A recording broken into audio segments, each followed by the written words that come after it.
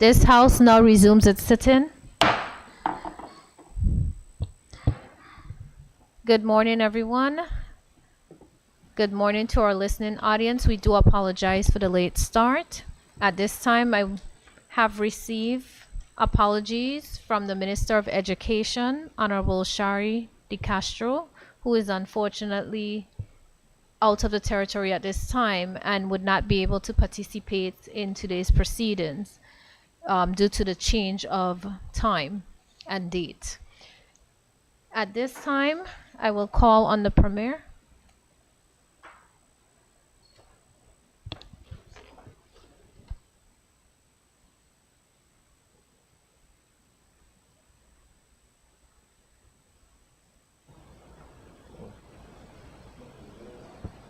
Oh.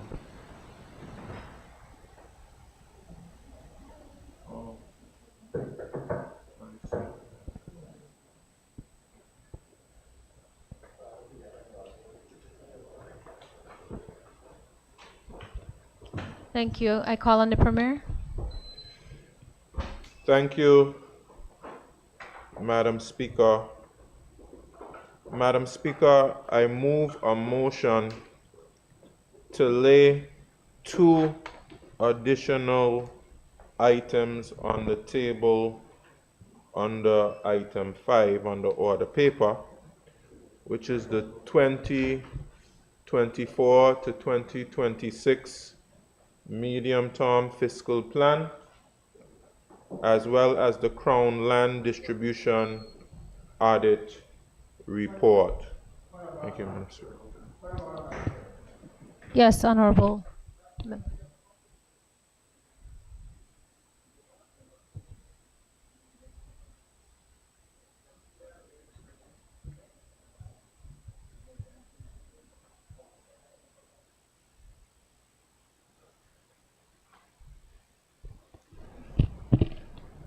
Madam Speaker, I have a different interpretation. Madam Speaker, the last thing we did is we moved a motion to have a budget debate at a later time. And we go back into Appropriation Act when we move a motion to have the budget debate at this particular time. We were in standing finance, Madam Speaker, which was a process which is in addition, I would say, to the Appropriation Act, where we were able to look at the estimates, Madam Speaker. But in addition, based on legislation, we have to lay the medium-term fiscal plan on the table before the budget is passed. And we also have an audit that will soon be 3 months since it was handed over to the governor and myself.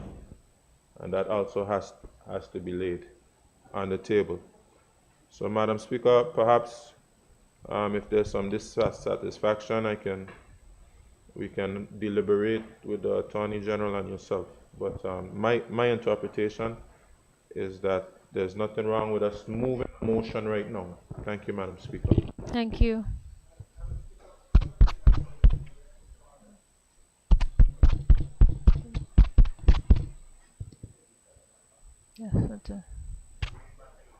What the Premier said is correct as far as that we went into committee, but I'm sorry, Honorable. The mics, can the mics be adjusted? It's on. It's on. The light is green. Accept for the link. You got it? Yes, go ahead. Madam Speaker, we can have a sitting within a sitting when we go on committee break as far as the standing finance is concerned. But standing finance pertains to the budget. It is the budget. It is the same item that we're dealing with. Now, the Premier mentioned something that's very tricky because he has the medium-term fiscal plan. But I don't think we need to conflate the two. This other item that he's talking about we have to work on we have to come up with a mechanism for him to get the medium-term fiscal plan in, since the budget can't pass without it.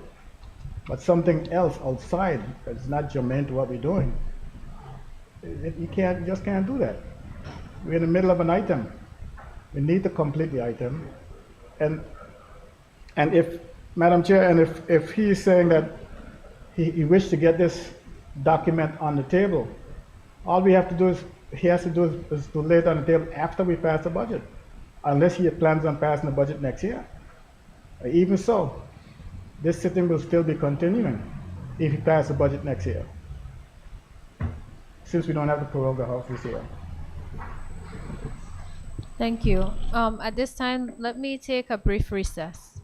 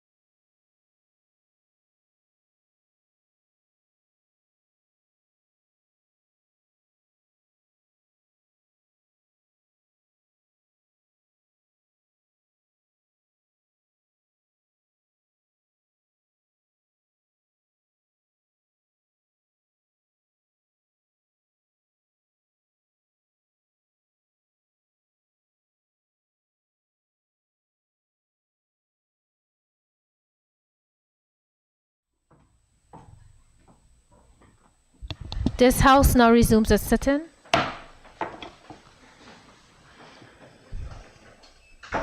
I call upon the Premier. Thank you, Madam Speaker. With cooperation, with your guidance and Attorney General's guidance, as well as the insight of the Leader of the Opposition, and I'll also include the senior member of the House, member for the 3rd District, we were able to solve the challenge. So therefore, Madam Speaker, I will withdraw the motion that I previously made to add the additional documents at this particular time. And I will now move a motion to lay on the table the report on the deliberations of the Standing Finance Committee to examine the estimates for 2024, and I will move that this report be adopted and that the debate will take place simultaneously as the debate on the appropriation bill. I so move, Madam Speaker.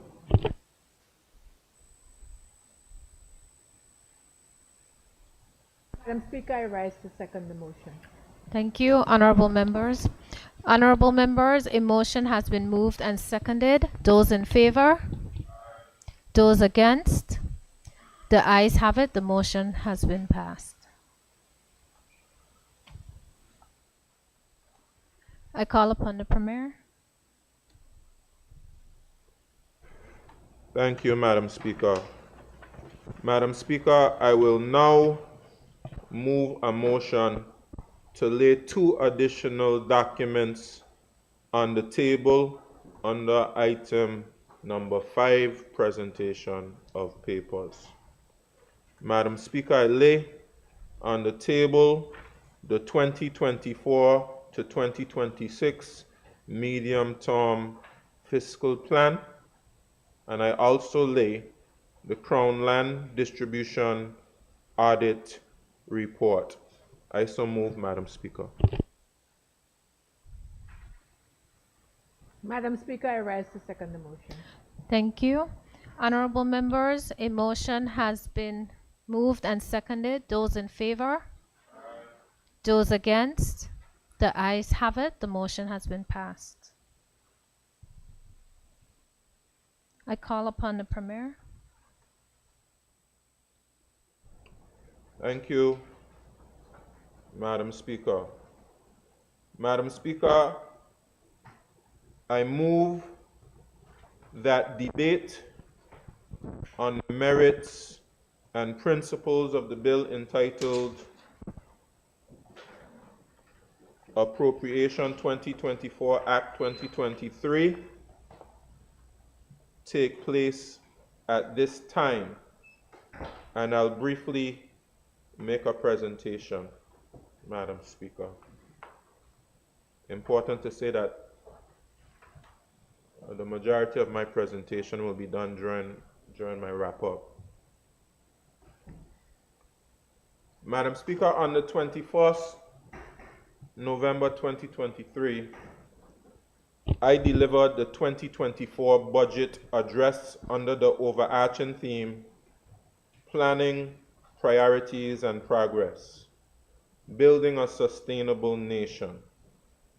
This address was intended to provide the national public with a clear understanding of my government's plans for the upcoming fiscal year and beyond, as well as our proposed approach to managing the territory's financial affairs and its overall development trajectory.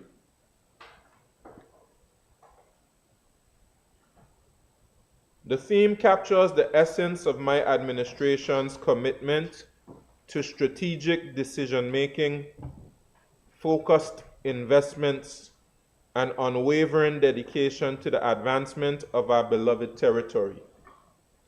We recognize that the development and advancement of the people and economy of the Virgin Islands demand careful planning, prioritization of critical programs, projects, and initiatives, and an unwavering commitment of good governance and nation building.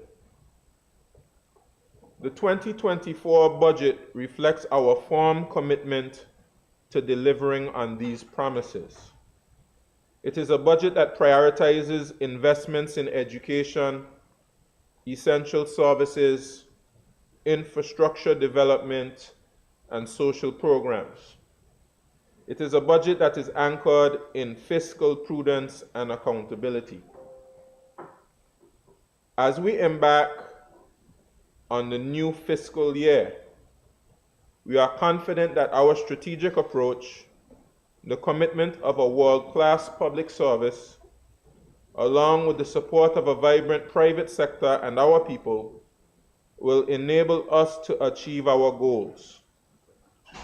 We invite the entire community to join us on this journey of progress and development. Together we can build a future that is prosperous, sustainable, and filled with opportunities for all. Madam Speaker, there was a misunderstanding of the total value of the budget presented following the 2024 budget address. I take this opportunity to clarify the budget estimates provided in the address so that the public can engage in informed discussions as we deliberate on the budget. Madam Speaker, the 2024 budget estimates by the numbers as provided in the budget address are as follows. Government projects to collect total revenues of $382,669,095. A total of $17,169,868 will be transferred from current savings in our fund accounts. This provides a total of $399,838,963 to fund recurrent expenditure and our statutory obligations. Government will contribute a total of $7,197,163 to its existing funds. Recurrent expenditure is estimated at $376,948,700. This leaves a positive balance of $15,693,100, which will be used in whole to service our debt in the form of principal repayments. Madam Speaker, the 2024 budget includes an estimated capital expenditure of $70,897,300. The capital expenditure will be funded as follows. $35,152,900 from new loan facilities. $15,919,700 transferred from the Development Fund. $3,100,000 transferred from the Transportation Network Improvement Fund. $9 million from the existing Caribbean Development Bank Rehabilitation and Reconstruction Loan. $5,824,700 transferred from the Reserve Fund. And $1,900,000 transferred from the Miscellaneous Purposes Fund. Madam Speaker, based on the foregoing, the budget for 2024 is $470,736,263. This is prior to a few changes which will be made in committee. This may be computed either by the sum total of all projected expenses or outflows, or the total of how the budget will be funded. Madam Speaker, I would like to express my gratitude to this Honorable House of Assembly and to the public officers who appeared before the Standing Finance Committee to defend their respective budgets for completing the important process of refining the 2024 budget. Madam Speaker, I also would like to thank the Deputy Premier, Honorable Lorna Smith, OBE, as well as the Minister for Communications and Works, Honorable Kai Reimer, who stood in for me when I was on duty travel to COP 28. Madam Speaker, I want to speak a little bit about the importance of this climate change engagement, even in the midst of the budget. Madam Speaker. Madam Speaker, I think it remains a challenge getting all parties to be able to understand the significance of climate change, Madam Speaker, even as it pertains to the budget process. Madam Speaker, in 2017, we were hit by Hurricane Irma, which set back our development 15, 20 years and had a massive impact on revenue and expenditure. Madam Speaker, these superstorms like Hurricane Irma, Hurricane Maria, I think the debate is generally over. They are as a result of global warming. The waters where these storms travel on are supercharged with heat, and they create these massive storms. We experienced it with Hurricane Irma and Maria, but places like the Bahamas experienced it with Hurricane Dorian, and you have Dominica, Hurricane Maria. And we have climate disasters taking place, Madam Speaker, all throughout the world. So these conferences, environmental conferences, take on added significance. You know, you have at this conference leaders of just about every country in the world, between 80 and 100,000 delegates. And we who are most vulnerable to climate change, this has to do with the budget. I'll tell you just now. We, Madam Speaker, who are most vulnerable to the effects of climate change, don't see the importance of engaging on this level. And it's sad. We have been lashed in greater proportion than most of the countries in the world. So we cannot be shy to speak in our own best interest, Madam Speaker. The majority of the loan funding that we are seeking, Madam Speaker, is to recover, adapt, and mitigate against the effects of climate change.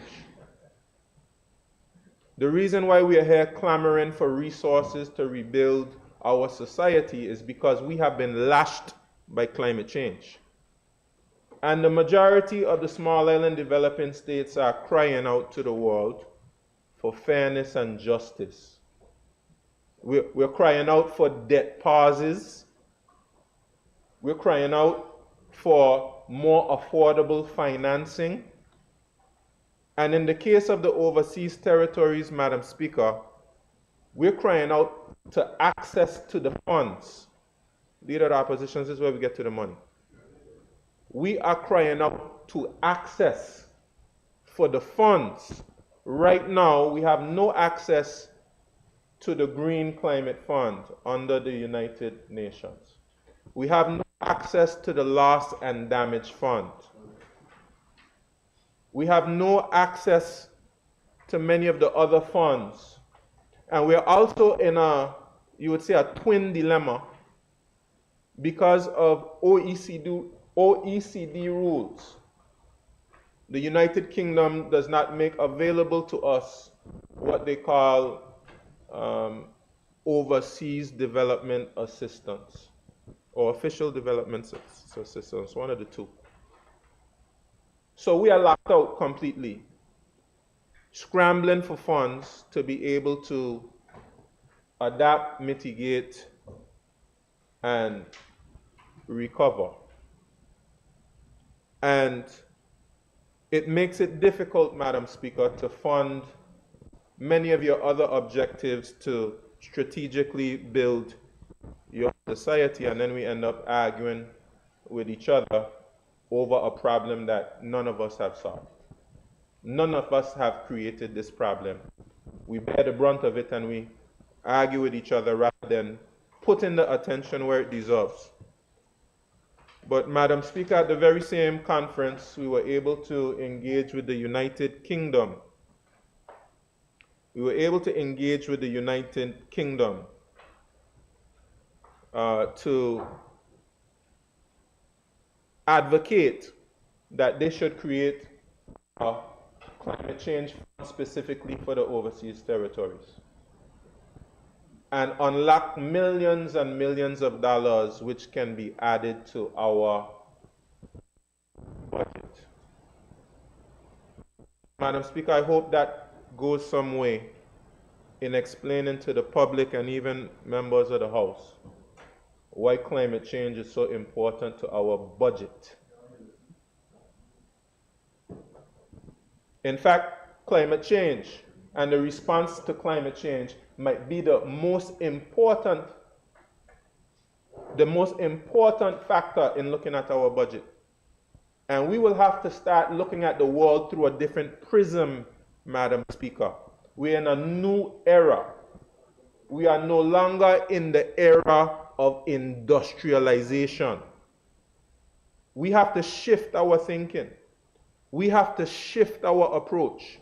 And we have to look at everything through the realm, through the lens of our response to climate change. Madam Speaker,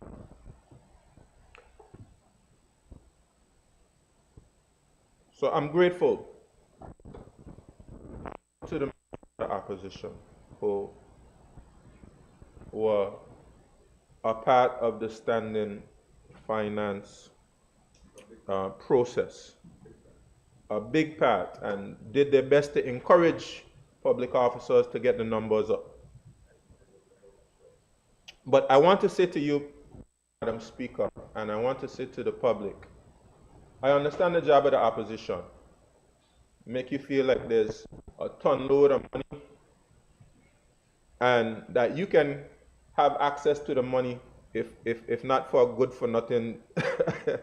Let me withdraw that.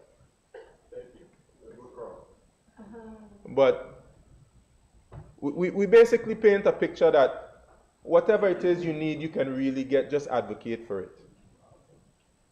You just advocate for it and you can get whatever it is you want. It's almost, Madam Speaker, like you go to the supermarket and you go to the supermarket and you have a basket. And you yourself know how much money you have to spend. But yet you have somebody telling you, man, fill up the basket, man. Let's fill up the basket. Anything, it don't matter. Don't even look at the price. Don't even look at the cost. Madam Speaker, we can't afford to take that approach. We cannot afford to take that approach, Madam Speaker. We have a certain amount of money that we have available, and what we have to do is prioritize. We have to prioritize. We have to plan. Madam Speaker, and we have to make a decision. So, Madam Speaker, this administration, and typically most administrations have 4 years, and you have to spread those priorities across the 4 years. And this budget, very obviously, Madam Speaker, a big part of this budget was taking care of our public officers. We allocated $10 million in the budget for a new salary structure. It's a big part of this budget. A big part of this budget also is going to be, Madam Speaker, with a new loan facility that we will be getting shortly, addressing our infrastructural challenges. As far as I'm concerned, Madam Speaker, roads, water, sewage need to be our top priorities in our infrastructural development. And we'll be able to speak about some of the other things which are in the budget, Madam Speaker, based on our respective ministries. But again, I thank the public officers. We have to know, public officers, that despite the fact that we know you have needs, we did our best to be able to provide for many of those needs in this budget. I mean, this budget, after with some of the changes we're going to have, is going to be somewhere in the region of $480 million, if not the biggest budgets, one of the biggest budgets we've ever had in our history. And we still have areas which have not been addressed. So, public officers, let's continue together, and let's see if we can be more efficient and more effective. Let's see if we can find savings in our budget by being more efficient, more effective, more productive. That's a responsibility we all have. So public officers were accorded the opportunity to highlight their agency's accomplishments during standing finance and the upcoming programs and initiatives they will undertake, while providing the committee with valuable information on the resources needed to effectively and efficiently carry out their functions and operations. Madam Speaker, in many instances, the resource needs identified throughout the committee's deliberations amounted in requests for additional funding to an already strained budget. By the time I came back, Madam Speaker, I came back probably to maybe close to $30 million in requests. And Madam Speaker, we don't need to go over the fact that we have limited resources. As we grapple with the constraints of limited financial resources, we must optimize the allocation of projected revenue and other funding sources, and explore new opportunities for revenue streams to strengthen our fiscal position. While we have carefully considered the additional requests, we are unable to accommodate all of them at this juncture, even though, based on the deliberations in standing finance, we did make some changes and amendments. But we were not able to accommodate all of them. The Ministry of Finance team and myself, in consultation with ministries, have meticulously examined the draft estimates and made further adjustments, prioritizing the most critical areas with full consideration of the deliberations of the Standing Finance Committee. Madam Speaker, some of the critical areas that were highlighted include enhancement to our education system by providing the necessary resources to allow educators to be effective, providing opportunities for after-school programs, and strengthening assistance to college students and our national athletes. And we have something in there for our athletes as we approach the Olympics in Paris. The reestablishment of our recreational facilities as well, the strengthening of the social infrastructure by continuing the social homes program, and enhancing care for the elderly and most vulnerable. Strengthening the rollout and enhancement of the waste management strategy, strengthening the financial services sector, including providing for our public relations. Improvements to our public infrastructure, including our road and water network. We also have funds in there, strengthening the judicial system, very important on the heels of the mutual evaluation. Enhancement, accessibility, and preservation of our natural environment, and rehabilitation of areas that remain vulnerable after the passage of natural disasters. Madam Speaker, the amendments made to the 2024 budget estimates following the Standing Finance Committee deliberations resulted in the recurrent expenditure being boosted by $6,431,200, while capital expenditure has received an increase of $6,061,000. These amendments will be funded through a combination of reallocations by shifting funds from less critical areas to those deemed more urgent and strategically important, transfers from existing balances in various funds, and further refinement of our revenue projections.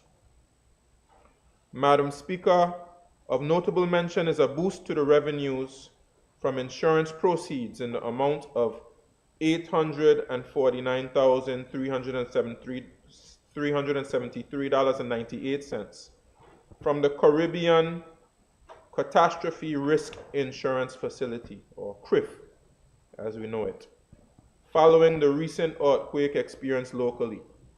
I'm going to repeat that, just so persons understand it. Very significant. We had a earthquake the other day. It was a 5 point something, right? Like 5.4. That triggered a payout from CRIF of $849,373.98, which underscores the wisdom of signing on to that facility that was during the 2019 administration.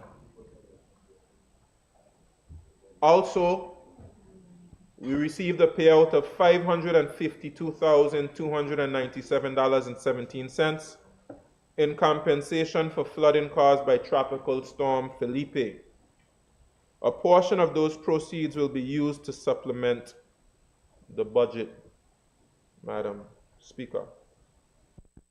Madam Speaker, the additional source of funding for the recurrent expenditure was an increase of $5,300,000 in the projected stamp duty revenue. This revision represents a more moderate. This revision represents a less cautious approach to revenue forecasting for this area, taking into account potential economic expansion and the collections over the previous 2 years. Madam Speaker, in 2022, we collected maybe somewhere around $13 million for stamp duty. And this year, we have already surpassed what was projected in the last budget. I think in the last budget, as opposed to our projections going up, they went down, I think, to maybe about $5.3 million. And we've already long surpassed that $5.3 million this year. And I went to my team and I said to them, why are you projecting the stamp duty revenue so low? And all I can see in the future is that it goes up, especially considering not just the existing models, places like Oil Nut Bay and Mosquito Island, but you also have that model that others will be using for new developments in the future. that will be started during this administration. So I can only see the stamp duty revenue going up. So we don't have to be as conservative as we are. And that additional revenue was helpful to fill some of the needs which were brought up during standing finance. Madam Speaker, these adjustments reflect our commitment to adapt to changing circumstances and address the pressing needs of our citizens and fostering sustainable growth in the territory. We will continue to prioritize essential services, invest in strategic infrastructure development, and support the economic recovery efforts of the territory. Madam Speaker, before I close, I just want to mention 2 or 3 other things.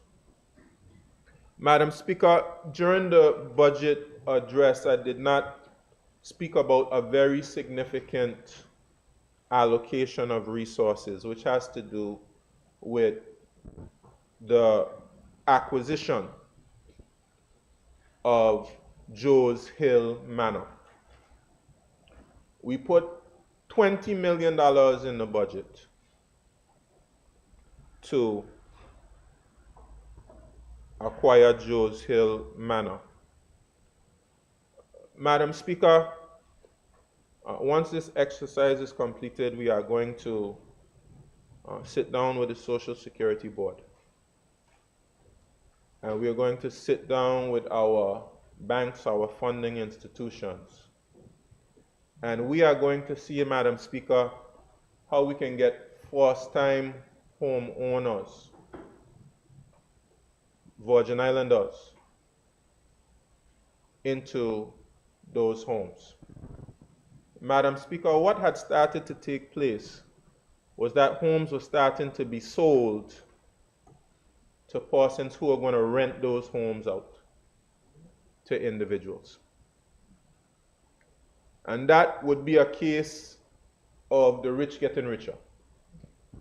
And those persons who had a dream of getting out of rent. And Madam Speaker, I'm talking about persons who are well paid, well, after this salary structure that we've adopted, they'll be making a decent salary and currently couldn't qualify to get into one of those homes at Joe's Hill. And Madam Speaker, we should learn from the mistakes because the program was not well designed. The program should have sought to qualify persons before we even built those homes. But be that as it may, we cannot sit idly by and watch those homes be sold to persons to rent them to persons. We can't allow that to happen. We have to make an intervention, Madam Speaker. And we're going to sit down with some very intelligent people. I will appoint a committee that will be able to put forward sustainable solutions. And by no stretch of the imagination will we tolerate anything that would lead to quote-unquote ghettos. That is not going to take place here in the Virgin Islands under my watch, Madam Speaker. And we're going to put a system in place where persons will be confident that they'll be able to meet their financial obligations and that they'll be able to become homeowners. That is what we want to ensure, Madam Speaker. I also want to say, Madam Speaker, that we have monies in here for the rated program, Madam Speaker. And when we talk about building a sustainable nation, it is important for us, Madam Speaker, to ensure that we prepare our people for the opportunities which are available. Madam Speaker, We issue many work permits every year for jobs which are available. And Madam Speaker, we do not have a problem producing jobs. We produce many jobs in the Virgin Islands. Our economy is a job producer. We have a gap that we have to bridge between those persons who are seeking jobs and what is required for persons to actually fill the jobs. And the rated program this year is making monies available for educating persons, education and training. And also we have some monies available for apprenticeships. And this is in addition to providing job opportunities for persons who do not have a steady job. And I'm happy to see that many members of the House, including members of the opposition, have made good use of the program to employ persons in their districts and in their communities who do not have a steady job. Now, obviously, the program, we are still working out some of the kinks of the program, but I'm hopeful that no one, including those persons who are participating in the program, would not show gratitude for the efforts which are being made to provide them with income in these hard and challenging times. And I encourage all of those persons to make the best use of their opportunities. Make the best, when someone gives you an opportunity, make the best use of those opportunities. Because, Madam Speaker, the opportunity you have, somebody is wishing that they had. So we'll continue to work out the kinks in the program. We also, in 2024, an agricultural component to the program. Similar program to what's taking place now, but as opposed to persons doing landscaping and things like that, we're going to have a program where persons are actually going to be planting food. So persons who are out there seeking opportunities, want to get involved in agriculture, now is your time. And Madam Speaker, as I said before, my contribution, I just spoke for a few minutes now, will be in my wrap up, but I'll just end by saying, Madam Speaker, we also made some monies available in a few ministries for community development. And one of the challenges we have in the Virgin Islands, Madam Speaker, is that our various constituencies, the communities where people live, we need to provide dedicated funds to the development of these communities. And very soon, as early as January, I, along with my team, will be going around to the various communities and will be speaking about a community development policy. But as a part of this policy, ministries are going to have to make funds available to every district for programs to develop the individuals in these districts. This means, Madam Speaker, when you have seniors who need a little resources for a seniors program, we're going to make some money available for that by district. Because what happens sometimes, Madam Speaker, is the ministries have, I'm going to show you, don't worry about it. I know you would like that. I know you would like that. I'm going to show it to you. Yeah. Sometimes a ministry has money, but all of this money ends up being concentrated in a kind of almost like a different world, Madam Speaker. The world of government is a different world to the communities where people live. And not enough of government's money is spent in we don't even talk about the sister islands. So as a part of the funding which is being made available, we're making funding, dedicated funding available for Anegada and for Jas Van Dyke member for the 2nd District. So we have Ministry of Tourism, Ministry of Environment. Yes, Honorable. I just want to know, I want to follow the Premier very well in what he's saying, because he's saying some very interesting things. I want him to show me, please, show us where in the budget these monies are for the dedicated areas that he's referring to, because I didn't see it. If he can show me, I'll be very grateful to him. Thank you, Madam Speaker. I'm happy to show the member. Where? Show me where. We put under the Ministry of Tourism, the Ministry of Health, the Ministry of, I believe it would be Environment.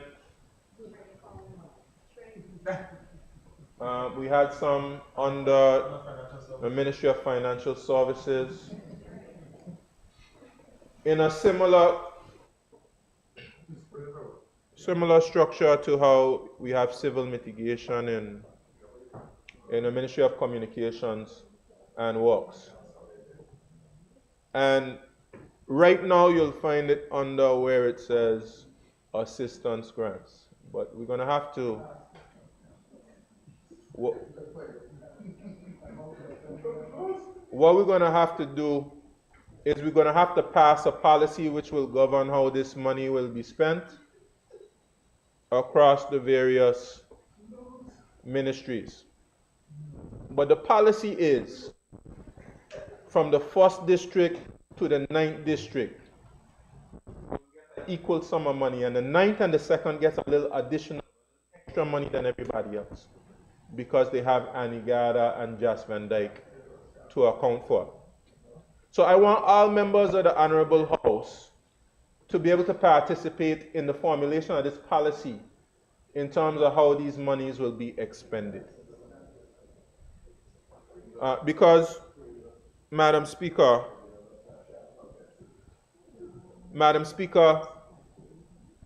as the BVI grows, our communities should not be left behind. Our communities should not be left behind as the BVI grows. So, Madam Speaker, let me say to you that the process is not perfect.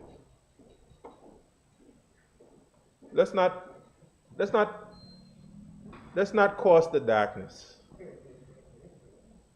Let's light a candle, Madam Speaker.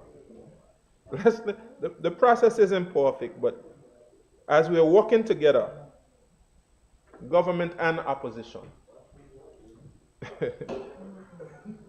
let us see how we can work together within this $480 million or whatever it is, $1 million. Let's see how we can work together to make the BVI a better place. Sorry, the Virgin Islands. Let's see how we could make the Virgin Islands a better place.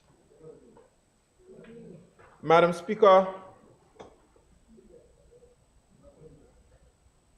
our unwavering focus on fiscal prudence and strategic resource allocation will ensure that our investments align with our priorities and deliver tangible benefits for the people of the Virgin Islands, consistent with the National Sustainable Development Plan. Madam Speaker, at the end of what I expect to be a lively and a spirited and a very fair debate, I will present the final budget estimates for this Honorable House's consideration. Madam Speaker, I thank you. Thank you. Is there a second?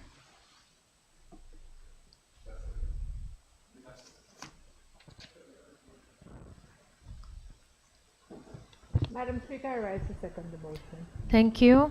Honorable members, the floor is now open for debate. At this time, I wish to impose a time limit of 1 hour per member.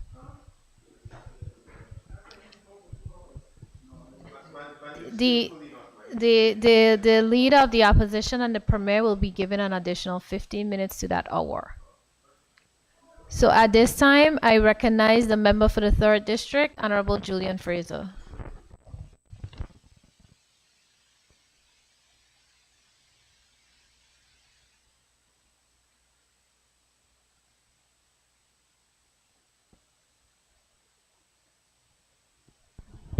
Thank you, Madam Speaker. Madam Speaker, given that this is my only time to say to the people of this territory, and particularly the people of the 3rd District, Honorable, I'm sorry, just bear with us a moment. Let's adjust the volume.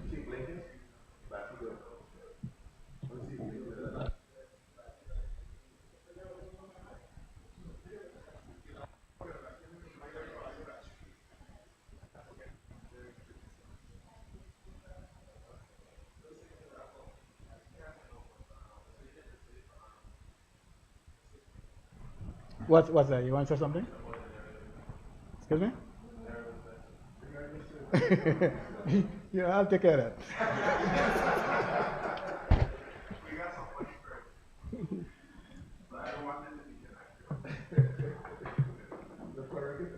No, he ain't correct that right now. He correct it when I'm done. Thank you, It's Madam. honorable. Go ahead. Yes, Madam Speaker, as I was saying, given that we are in the season already, I want to say to the folks in the 3rd District and the territory, wish them, I'm sorry, Honorable. Can the volume be adjusted, please?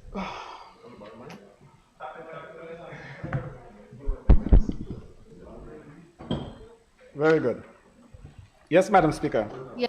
On this very festive occasion, I would like to extend festive greetings to the people of the 3rd District and the territory and all, as a whole, given that I will not be able to address them in this forum again before that time comes. Madam Speaker, I'd like to also say to the folks in Ministry of Finance, I'd like to thank them for the work that they have done in preparing this budget. The budget is of all of 409 pages, plus some appendices and what have you. I need to be credited for it. I wouldn't say that I agree with everything that's in it. I don't believe that all the pages are necessary, but someone would find some reading in it, good reading. Also want to say, Madam Speaker, that draft C, which is the one we're debating today, I got it on Friday, which was the 15th. Actually, was delivered on Friday. Draft B, as the Premier said, that he laid it in the House on the 24th of November. So I am at a disadvantage right now, Madam Speaker, as far as my presentation is concerned, because the preparation was short. I prepared draft B, Madam Speaker. I'm not making this up. I prepared draft B, and after I had to go back and prepare draft C. So I'm at a disadvantage. Madam Speaker, I'll start with the summary page. And I'm glad that the Premier brought some clarity to it, not to my total satisfaction. But the summary page tells a lot about the budget, Madam Speaker. And taxes. The taxes that they intend to raise are $365,535,410,000. And it's amazing because between draft B and draft C, they were able to raise the taxes by a good $5.3 million. And the Premier pointed out where that raise went in, what it came from stamp duty. And I was trying to figure, well, how are you able to raise stamp duty by 50% overnight? Why is it that you didn't know that before you came to standing finance? Is this an arbitrary figure, or is it for real? And listening to the Premier, it sounds as if it's going to be for real. I know that at one point they had given some tax holidays, some stamp duty holidays. People, first-time homeowners were able to, or landowners were able to purchase land free of stamp duty with no controls whatsoever, because that person could have sold the land and go back and buy land again and sell the same land and buy it again. And all this time, the government was the only loser. So I hope that he has some controls built into it. And then the other revenues, Madam Speaker, the other revenues that they are talking about, $16,474,000, for a total revenue of $387,969,095. And then there was a transfer of funds, transfer from other funds. That is where it came in a little fuzzy to me. And the Premier kind of cleared it up this morning when he said that those funds that he's talking about, he didn't name the funds, but he said that it's funds where monies were saved. As far as I'm concerned, that's money from savings. And they came up with a figure of $406,270,000 and $163. They call that a subtotal. I do not consider that as part of total revenue. Because I'm wondering, Madam Speaker, why is it that they're taking money from funds and at the same time they're making contribution to funds, the lower down where it says contingency fund, environmental protection and tourism improvement and miscellaneous purpose funds and all that, to the tune of $7,197,000. So it's a little convoluted. I guess we're not supposed to understand what they're doing, but some of us do pay a little attention to what's going on. And then the recurrent expenditure, Madam Speaker, total $383,379,900 for total recurrent expenditure. And the recurrent surplus, there's a recurrent surplus in there, they're figuring as $15,693,100. And that recurrent surplus goes towards the payment of principals on the loans that they have out there.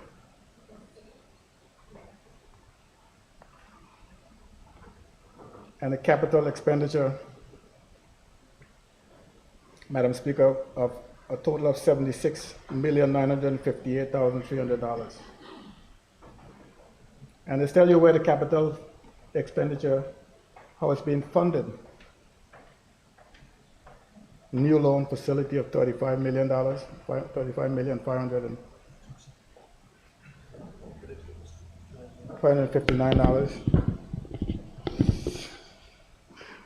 The development fund, the tapping in for $18 million. And other funds such as there's Transportation Network Improvement Fund. It's funny because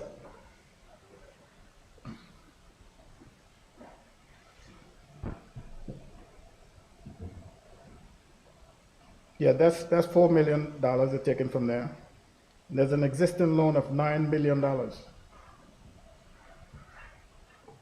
Miscellaneous purpose fund and consolidated fund. Total capital financing, Madam Speaker, is $76,958,000. The capital expenditure went up from capital expenditure remained the same. No, it went up from 70. 70 million went up by $6 million, Madam Speaker, over draft B. Madam Speaker, when I look at the budget, I see a budget of $460 million, $338,200. That's what I see from the figures I'm looking at, because I did not take into consideration, I refuse to see how I should take into consideration this transfer from other funds, the $18 million. Madam Speaker, and make that a part of the revenue. So with a total expenditure, Madam Speaker, recurrent and capital of $460,338,200 against revenues of $387,969,095. Madam Speaker, this government has a budget deficit of $72,369,105. $369,105. That's a budget deficit. So, despite, Madam Speaker, not being able to raise revenue to match your spendings, the government was able to use savings to make up the deficit and some loans. But I want the Premier to acknowledge that there is a deficit. How we make it up, as you would see from these figures, is through a series of loans and savings. Madam Speaker, there are some things that troubles me about the state of affairs in territory. Some of those things, Madam Speaker, I can liken on to a scandal. I can liken on to a disaster. And that is not good, Madam Speaker. By any stretch, it's not good. If I take a look at page 14 in the budget, Madam Speaker,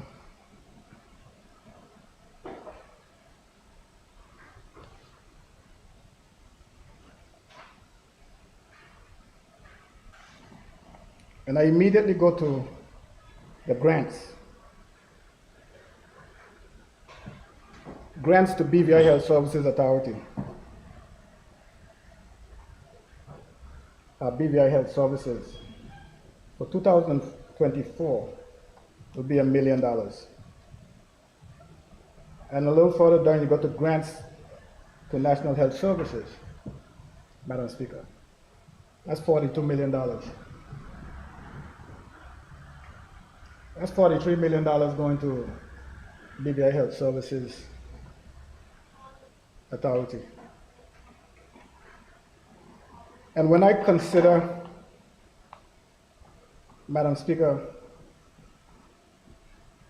what BVI Health Services Authority is doing and is continuing and is being allowed to continue to do, in my view, Madam Speaker, that's what I consider to be a scandal.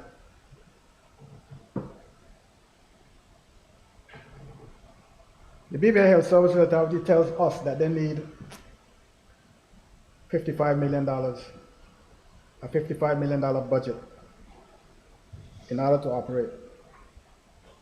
And indeed, for 2023, Madam Speaker, they did in fact are scheduled to get $60 million, $60,500,000.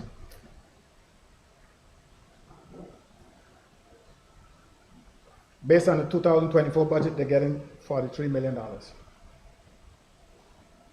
And then when you ask the BVI Health Services Authority, well, why is it that you need more money than you're getting? The answers that they give us are unsatisfactory by any stretch. To anyone who's listening, it's unsatisfactory. They're telling us that the government pays to National Health Insurance $42 million, which they then in turn supposed to turn over to the hospital. I understand now why the government is giving BVI Health, National Health Insurance the money to go to the hospital. The question is, does the hospital understand why it's being done that way? Or does NHI understand why it's being done that way? I think that it's a form of accountability that the government is looking for. And it's clear that the government is giving that money to NHI and for BVI Health Services Authority. And I think we were able to understand the guidelines that those monies were to pay for services for those people who government, prior to BVI Health Services Authority coming on stream, extended free services to, namely children, seniors, indigent, police officers, and what have you. But the government wanted to make sure that there was a stream of accountability and not give the money directly to the Health Services Authority so that they would have to make accounts to the NHI. The question is, Madam Speaker, what is really happening on the ground? And when you look into it, when you peel the layers back, it's scandalous, Madam Speaker. Because NHI does in fact get the money. BVI Health Services Authority does send these bills to NHI. NHI pays for the service.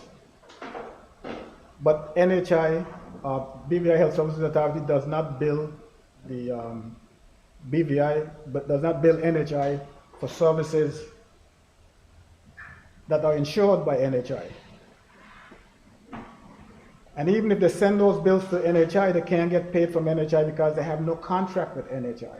And this has been going on now from the inception of NHI. This is over 10 years, Madam Speaker. The only money they're getting from NHI is the $42 million that government gives NHI. When you look at a dialysis patient, for instance, Madam Speaker, whose insurance coverage through NHI is $70,000 a year.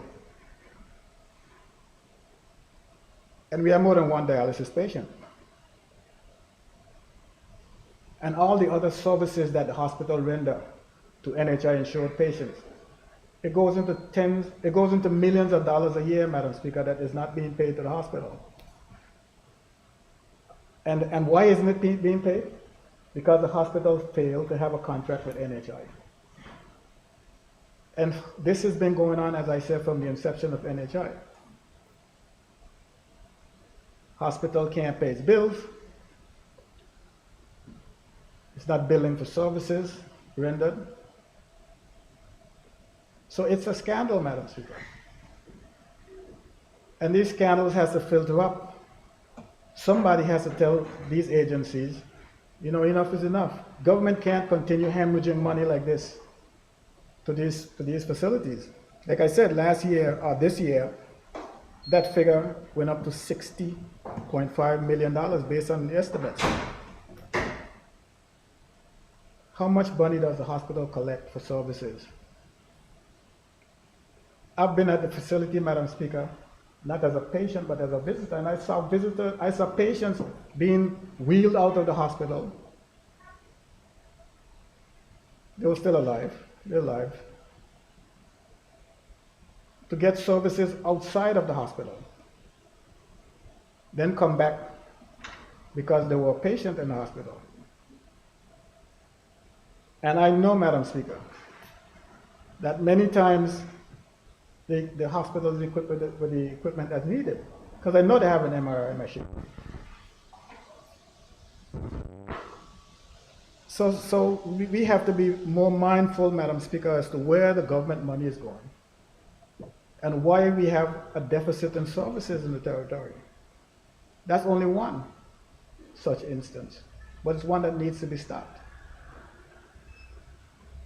BVI Electricity Corporation comes before us and tells us that the hospital owe for electricity. And then finance is telling us that they gave hospital $7 million to pay for the electricity.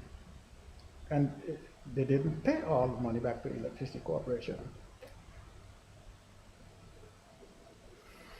So, Madam Speaker, we have work to do. And we shouldn't be back here next year dealing with this issue again. But I am not too hopeful that things are going to get fixed. I saw that we had the deputy chairman for the Social Security Board, and we had the new chairman for the BVI Health Services Authority, who promises that they're going to get this thing fixed. They're going to get it fixed. I just trust that members of this House will ensure that it happens and don't continue to be funding or throwing money down a rabbit hole. On the same page, Madam Speaker, grants to BVI Airports Authority, $3,100,000. I question, Madam Speaker, why are we still paying monies to BVI Health Services Authority? BVI Airports Authority. Why? Why are we still giving them a subvention? I think it's time, it's over 20 years now since that airport has been reopened. We shouldn't be still paying them subvention. We need to have them grow up, Madam Speaker. Grants to BVI Finance Limited.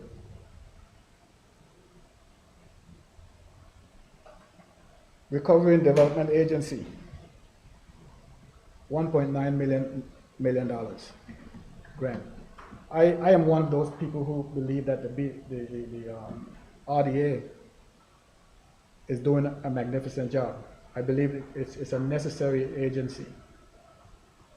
I also believe, Madam Speaker, that it's an agency that can function on its own.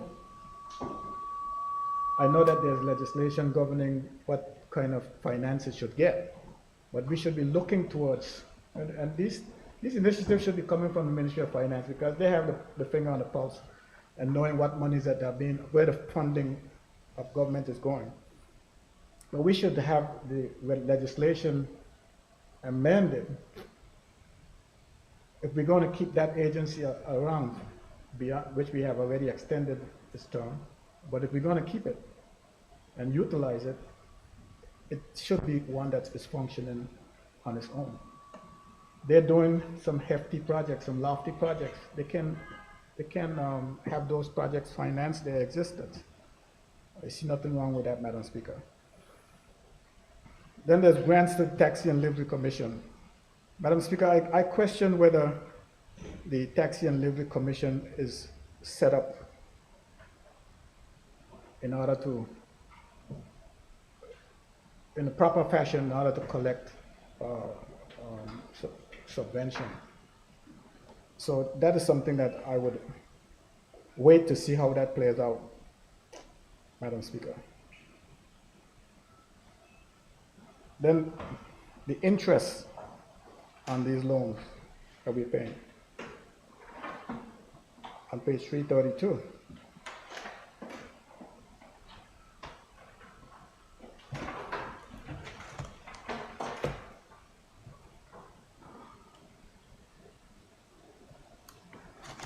There's public debt.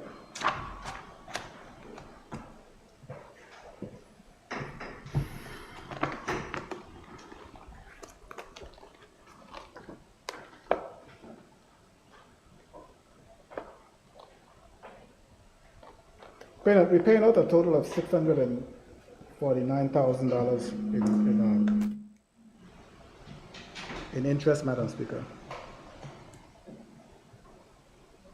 I'm sorry, $6,495,000 in interest for the various loans that we have.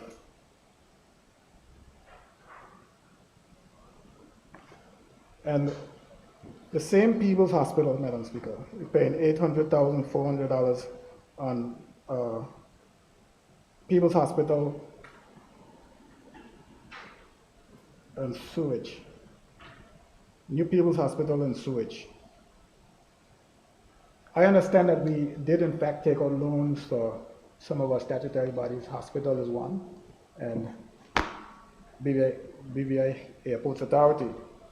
But again, the question is, at some point, Madam Speaker, even though we have been the one who borrowed the money, at some point we need to make sure that we wean ourselves from these organizations, these companies, and start having them float on their own. Construction and renovation of roads, $886 million. Local infrastructure loan, $305 million, $1,000, and Republic Bank paying off loans there, Madam Speaker.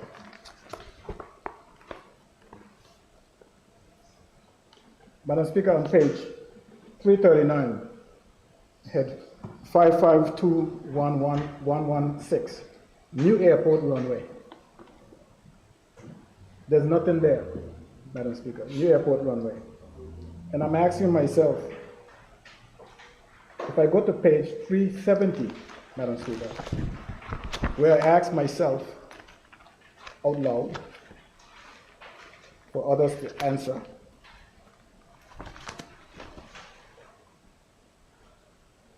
and I see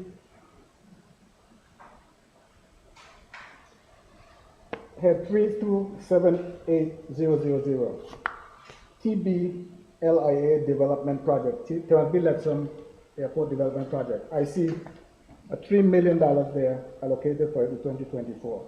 I'm asking myself the question, what is that $3 million for? Is it for the airport runway?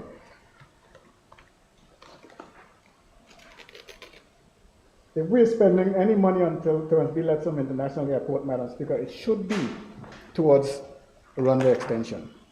I can't see anything that is anything else being done to that airport that warrants any funding from government, except to initiate the airport runway project. It's something that is necessary.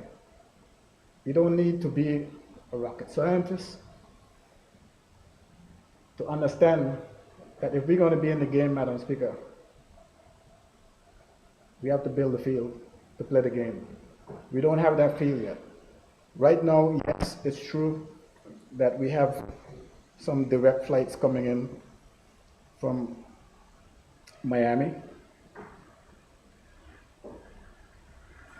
That's only part of the game, Madam Speaker. How long will it last? We've had in the past, Madam Speaker, where American Eagle flew to Tortola 12 round trips a day. Yeah, those were the glory days. We only have a plane that's coming from Miami, whether it's once a day or twice a day. That's not 12. Airlift. I think we've passed the time when we need to be going to St. Thomas to catch a boat. Catch a boat to go to St. Thomas and end up catching a flight to go to the United States. And I encourage my friend, the Minister for Communications and Works. I sat in this house, Madam Speaker, for 8 years, and I saw the government, saw a minister work on an airport runway for Beef Island. There was a lot of work done before his time, but I think that he had brought it to a point much more advanced than anyone else. I know how we feel, all of us feel the same way about a prior administration's work. We don't want to continue it. We want to have our own legacies. But man, can I tell you how myopic that is? There's only one thing that's going to happen is that the country suffers. Imagine, Madam Speaker, I asked the minister this, imagine that you had gone as far as you have with the Western Ferry Terminal. and your government didn't succeed in the April election, a new government came in and they scrap whatever you had and start over again. 4 years will come and they'll be just where you were when election time came around, just because they didn't want to continue what you had. So we keep this up. The country suffers. And those signs are all around us where the country suffers. Because someone decided that they don't want to follow up on what someone else was doing. So Madam Speaker, I urge this government and the minister in particular to dust off those documents. Because as far as I know, that they were just about ready to go out to tender. Dust off those documents. When I was there, a lot of work was done. The groundwork was laid. Everything was already laid. And the next government came and they took it up and they started getting into actual, I think that they had construction documents, I would imagine. All you need to do is to get the money and do the project.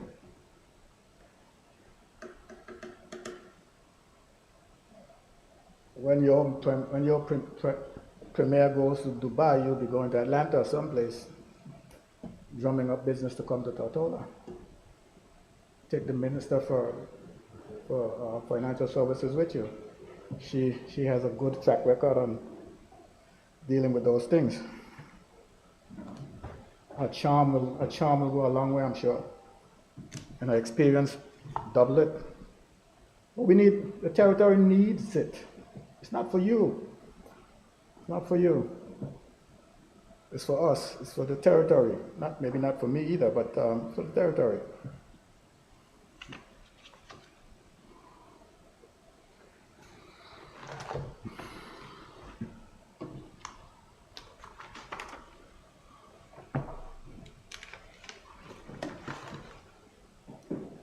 The book is falling apart.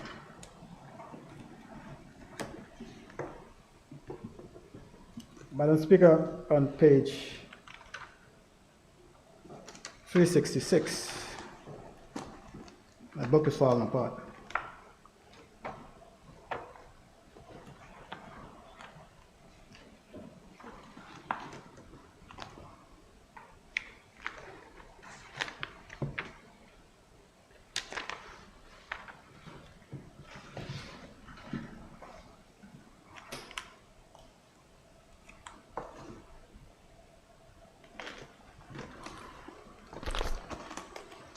Completely apart. Madam Speaker, I'm glad that if you had 111110, purchase, sale, residential buildings. I'm glad the Premier touched on this because it is one that needs, I listened to him. It's talking about a $20 million appropriation here under the Ministry of Environment, Natural Resources, and Climate Change. And this is that Jones Hill manor that he spoke about. I listened to the Premier, and everything he said is so perfect. The script is perfect, but the reality is a little different, and it doesn't play out the way that he just said it. I've heard that line before. First-time homeowners. Well, isn't that the same? Well, let me put some context into this. What is happening here is that the government, according to my understanding, has made an unsolicited proposal to the Social Security, not the board, to purchase Jones Hill Manor. That's those buildings up there in Longbush.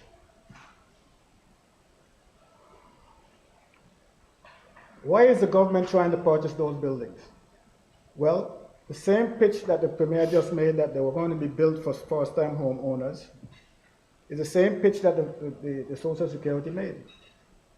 But the reality turned out to be a whole lot different. What first-time homeowners are you talking about? The first-time homeowners, people who are first-time homeowners cannot afford to live in those buildings. I'll tell you why.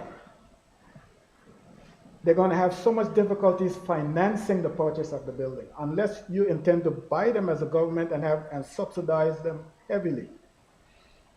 Like government sell land to first-time homeowners. Government will go out and purchase a tract of land, like it did all over McNamara, Slane,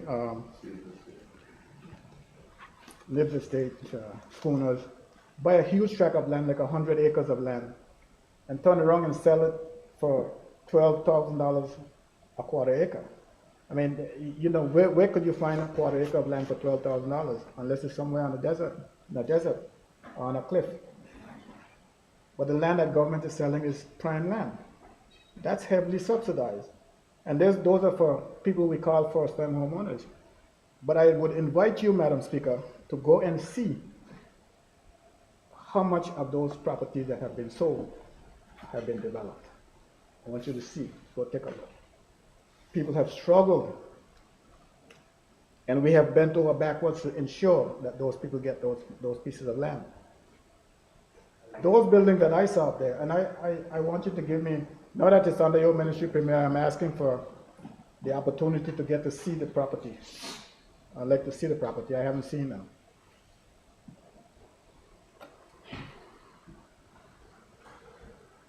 When you talk about first-time home ownership, they have to get a loan from somewhere to buy the building. And those buildings are not free and clear.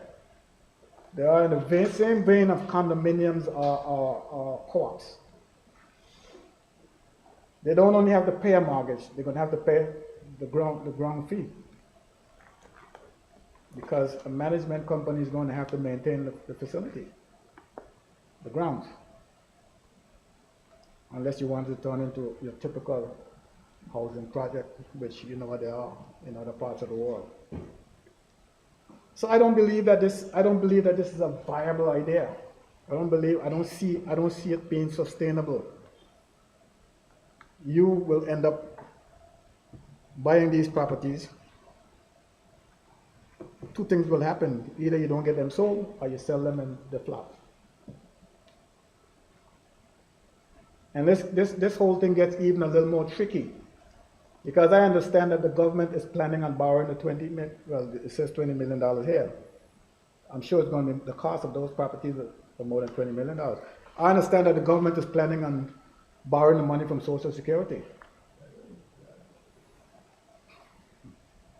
I don't put anything past the government when it comes to Social Security, because if you could take $40 million gratis, getting a loan for $40 million, and I don't see that's par for the course.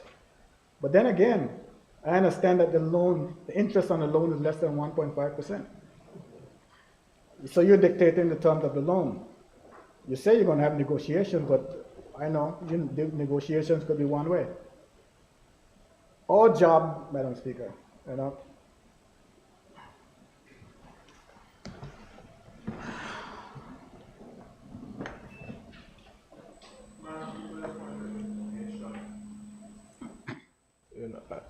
no formal negotiations have taken place between the government and Social Security.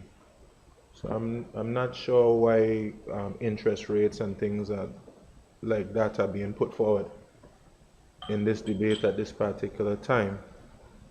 So just for the benefit of the public, we haven't had any formal negotiations with Social Security. So I wouldn't want the public to be misled in any way about interest rates or anything like that, Madam Speaker. Thank you.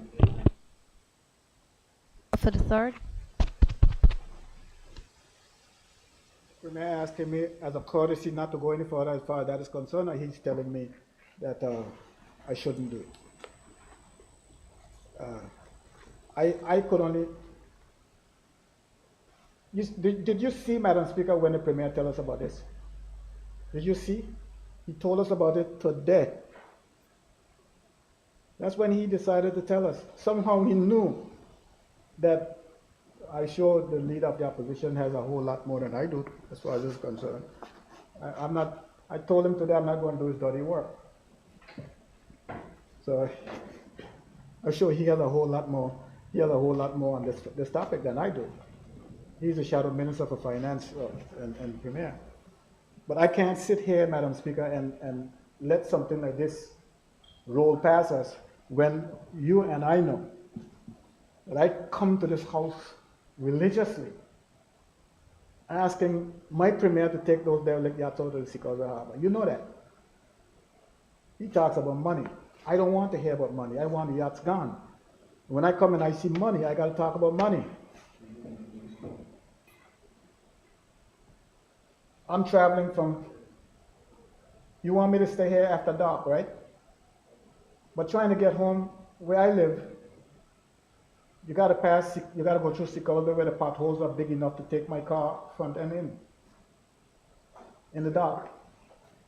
So what do you want me to do but talk about this? I do not agree, Madam Speaker, because I do not agree that the government should involve itself in this project. One mistake has already been made when Social Security decided that they were going to build the project. Let them get out of it. There's a big private sector out there. Sell it to the private sector. Sell it. Social Security is not in the business of,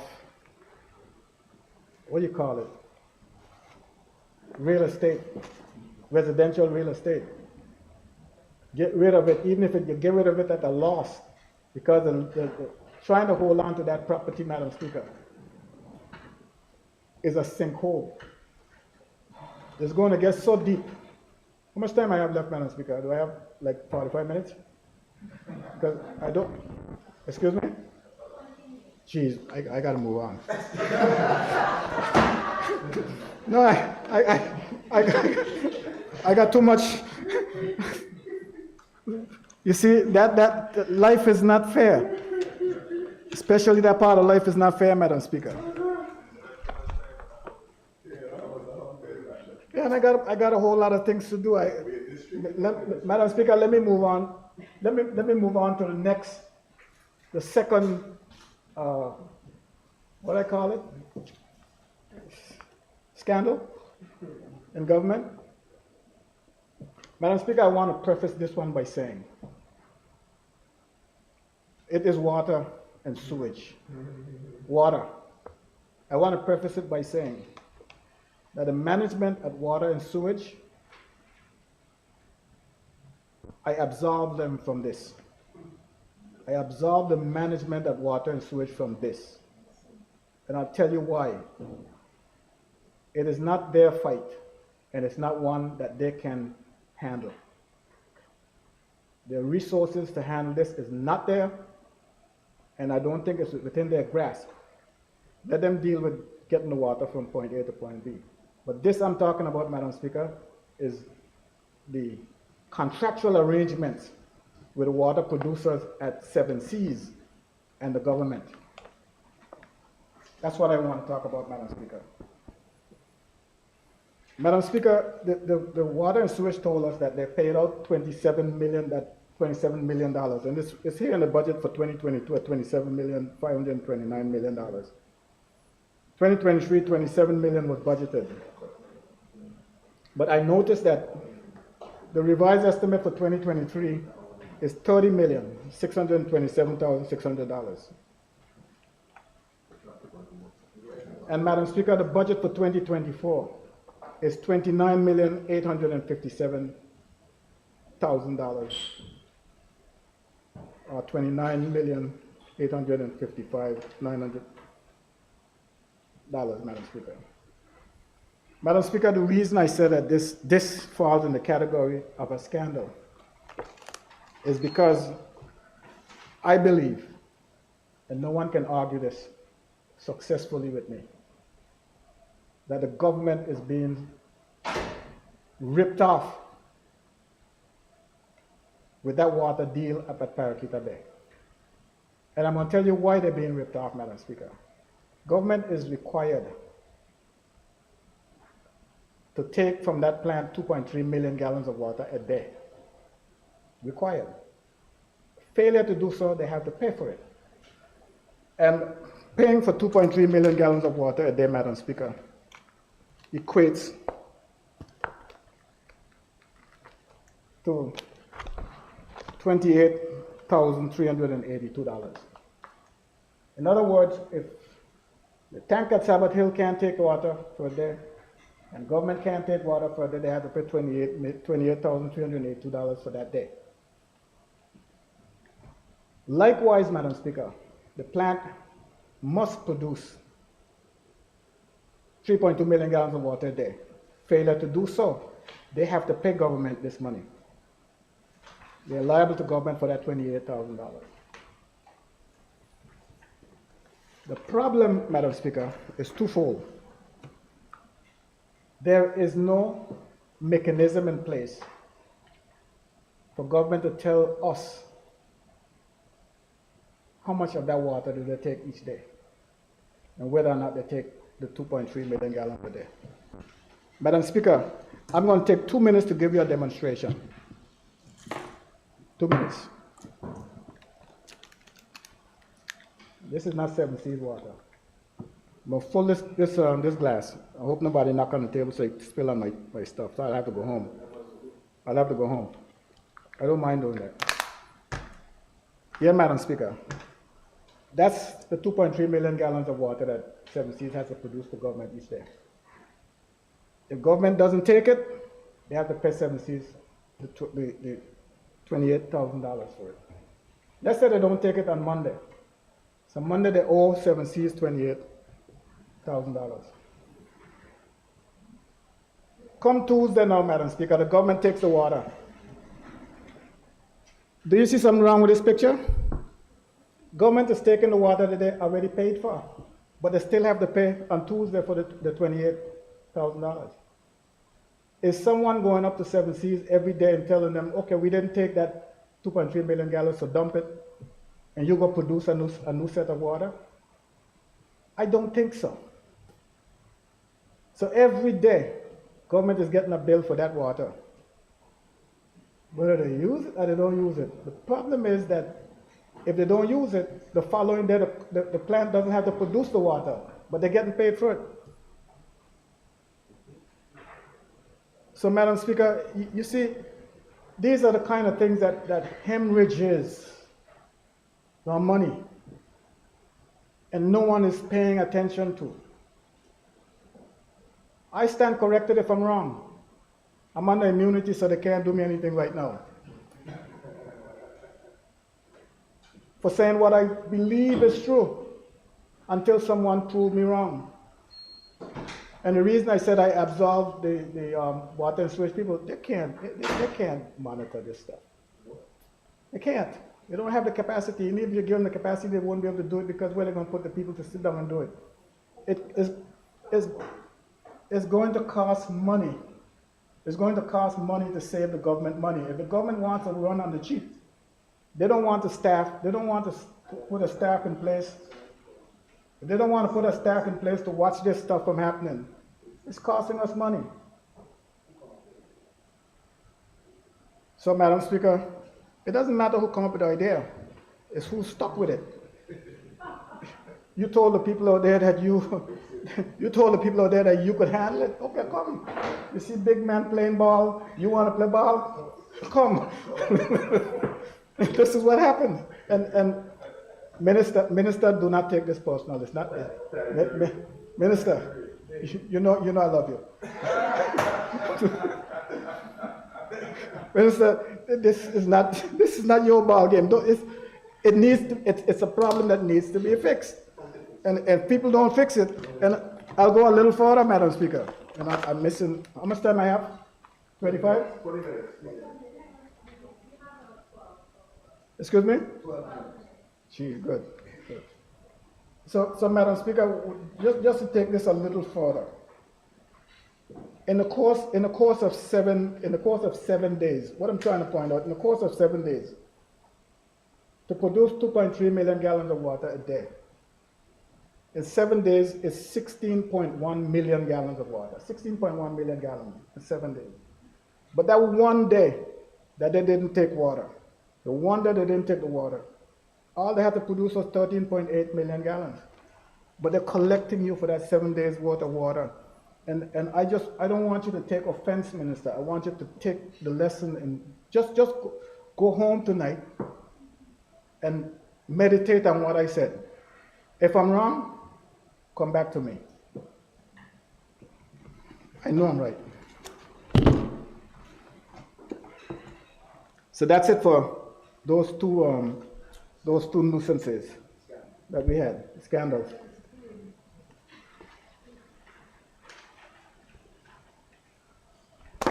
Madam Speaker, the Public Works Department. I ain't going too deep into Public Works. Public Works Department, Madam Speaker. Madam Speaker, in the districts, I can speak but intelligently about it, in the districts. And I'm sure my friend from the 6th district will agree with me.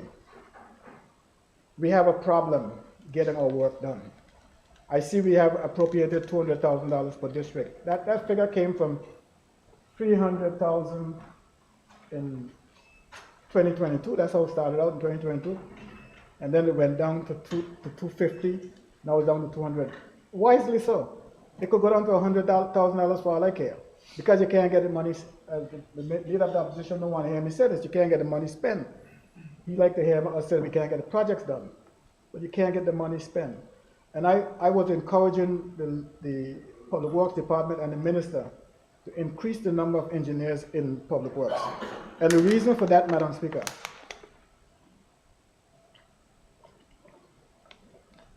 in order for us to get civil works done, we have to go through the procurement process. And that includes engineers. We have to get engineers to go through the procurement process as well.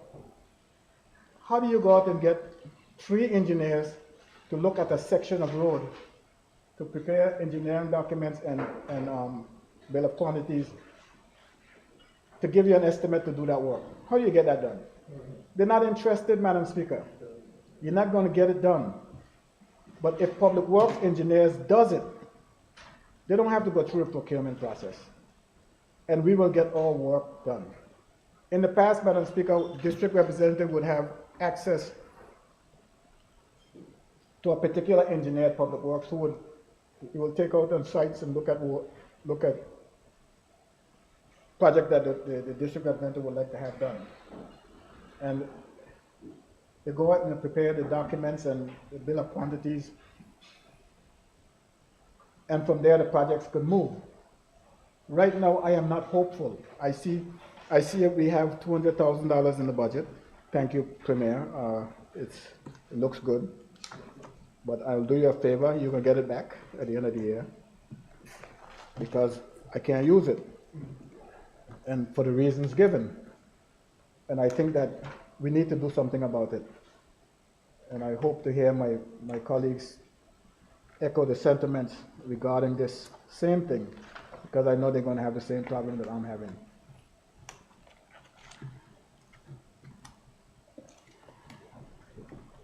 Look at it.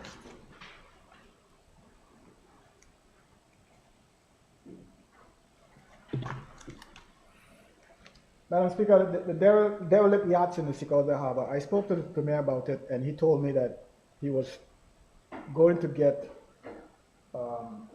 someone to look at it and come up with a pricing for the government for the overall project throughout the territory.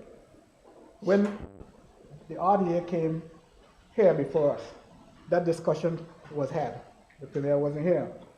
And I was told that, or we were told, that RDA had given the government all the data regarding the location of all the yachts in different locations in the harbor, all the sunken yachts and what have you.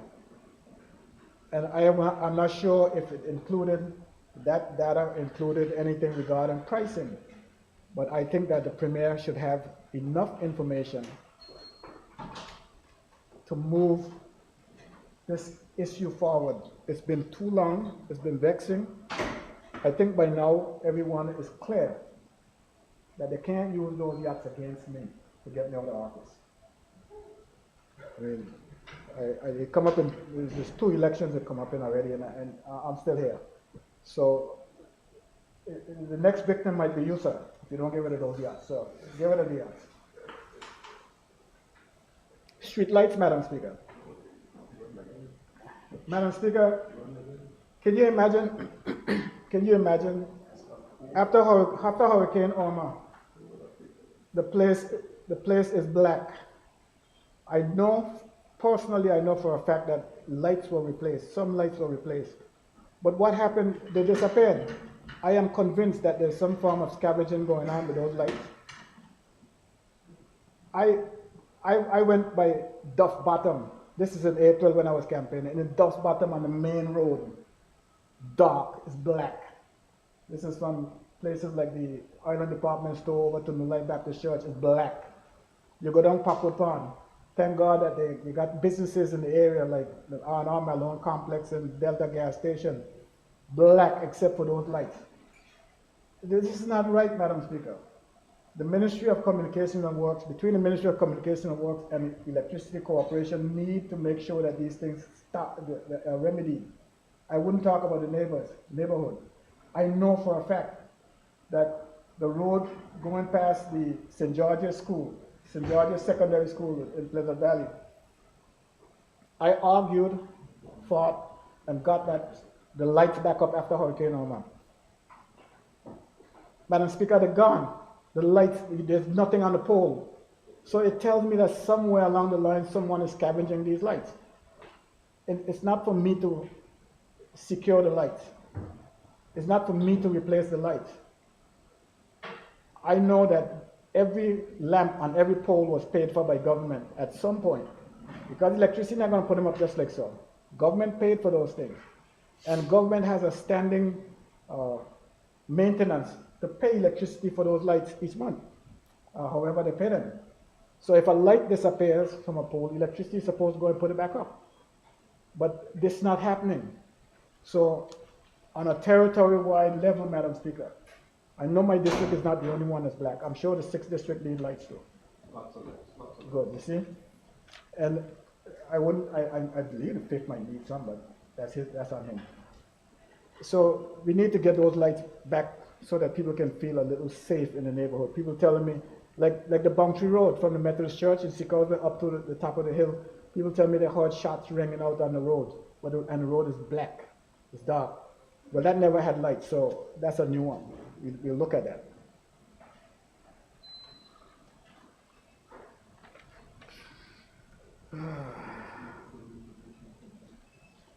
Road repairs, Madam Speaker. Madam Speaker, I spoke to the city manager when she was here with us about that road leading out to Bird Point. It's a very heavily traveled road. There's a lot of traffic out there.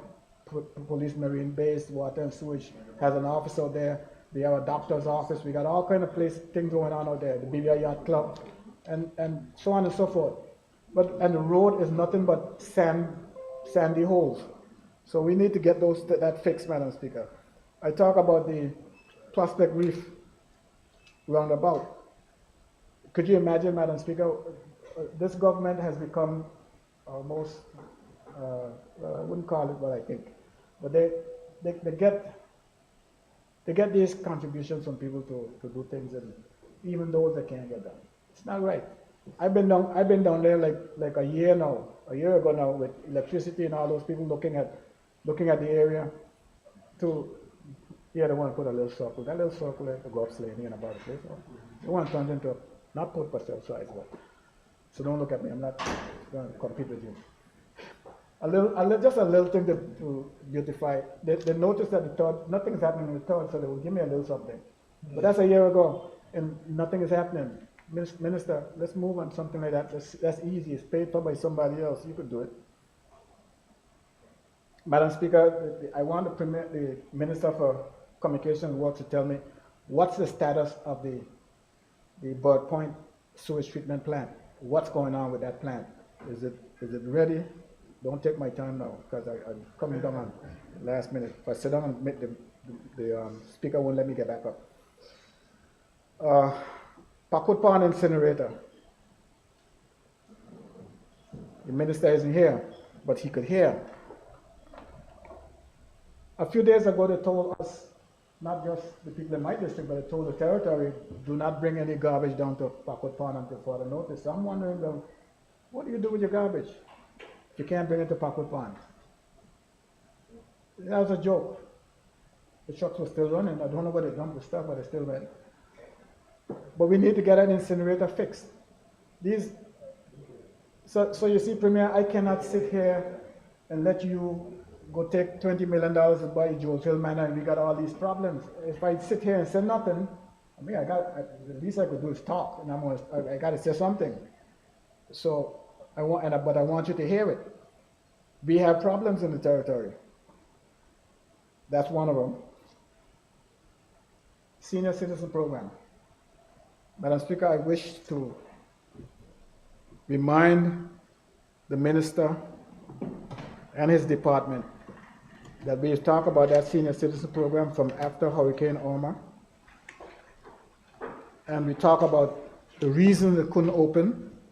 And we also talk about the reasons it can open now. The community center is now completed. And there's no reason that it should continue to stay that way. A new year is dawning upon us. And with that, we should be able to get that center open. And I would like nothing more, Madam Speaker, than to have the seniors of the 3rd District back in that center. Is my time up? Okay, I thank you so much. Again, I also want to thank the staff of this House of Assembly for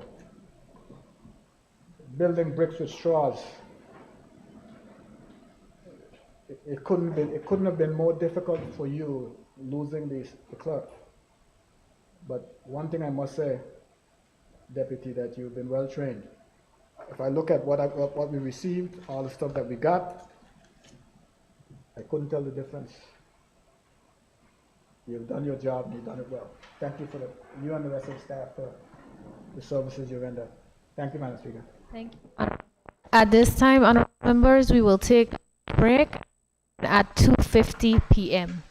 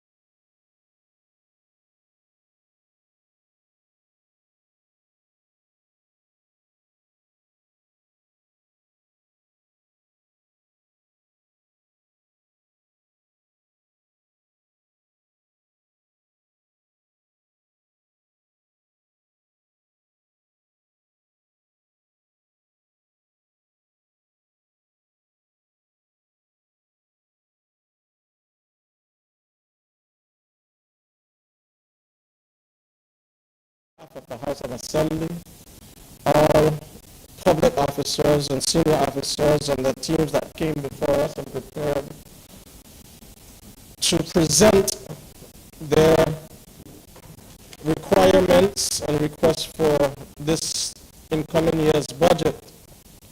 But Madam Speaker, I will pivot back to how incredible of a job I believe you and the staff of the House of Assembly have done given the limited resources.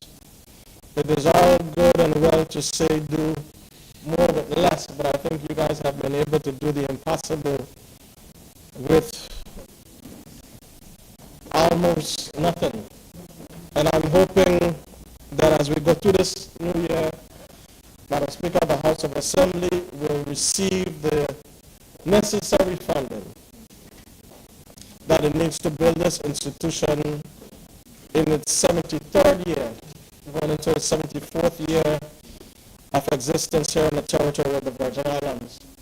So I express gratitude to yourself, to Ms. Industrious, to all persons that tirelessly work even on Saturday and Sundays up until last night, receiving WhatsApp back and forth, some about 3:30 in the morning, saying that we were almost there.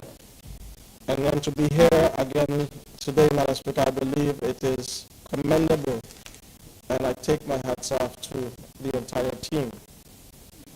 I also want to thank the Ministry of Finance and all persons involved in getting us to this place, Madam Speaker, because this is indeed I think, if not the most important piece of legislation that we are governed by as a territory to go through and operate in the Virgin Islands from year to year. And going through this process, Madam Speaker, I know there's a lot of things that we saw needed improvement, just a lot of things that we needed to ensure our processes and our systems are working better for the people of the BVI, because at the end of the day, Madam Speaker, this is about the people of the BVI and enhancing, uplifting, and inspiring them to become better than where we are. So, Madam Speaker, even though this process took 2.5 weeks, we have gone through, I believe, in great detail, some of the areas that I believe we have made some changes and improvements to make the lives of the people of the BVI better. I know there's some areas that persons are excited about, some areas that persons would want more, but this is what has been presented. Originally, we had a $399 million budget when the Premier opened for his budget address, and now we are at some $470+ million budget, if I'm not mistaken, might be the largest budget that we've had in the territory since at least I've been in this honorable house. Madam Speaker, I want to thank, and as we approach on Monday the Christmas season, I want to thank and wish the people of the 2nd District a very Merry Christmas and a Happy New Year 2024 when it comes. I wish them God's continuous blessings.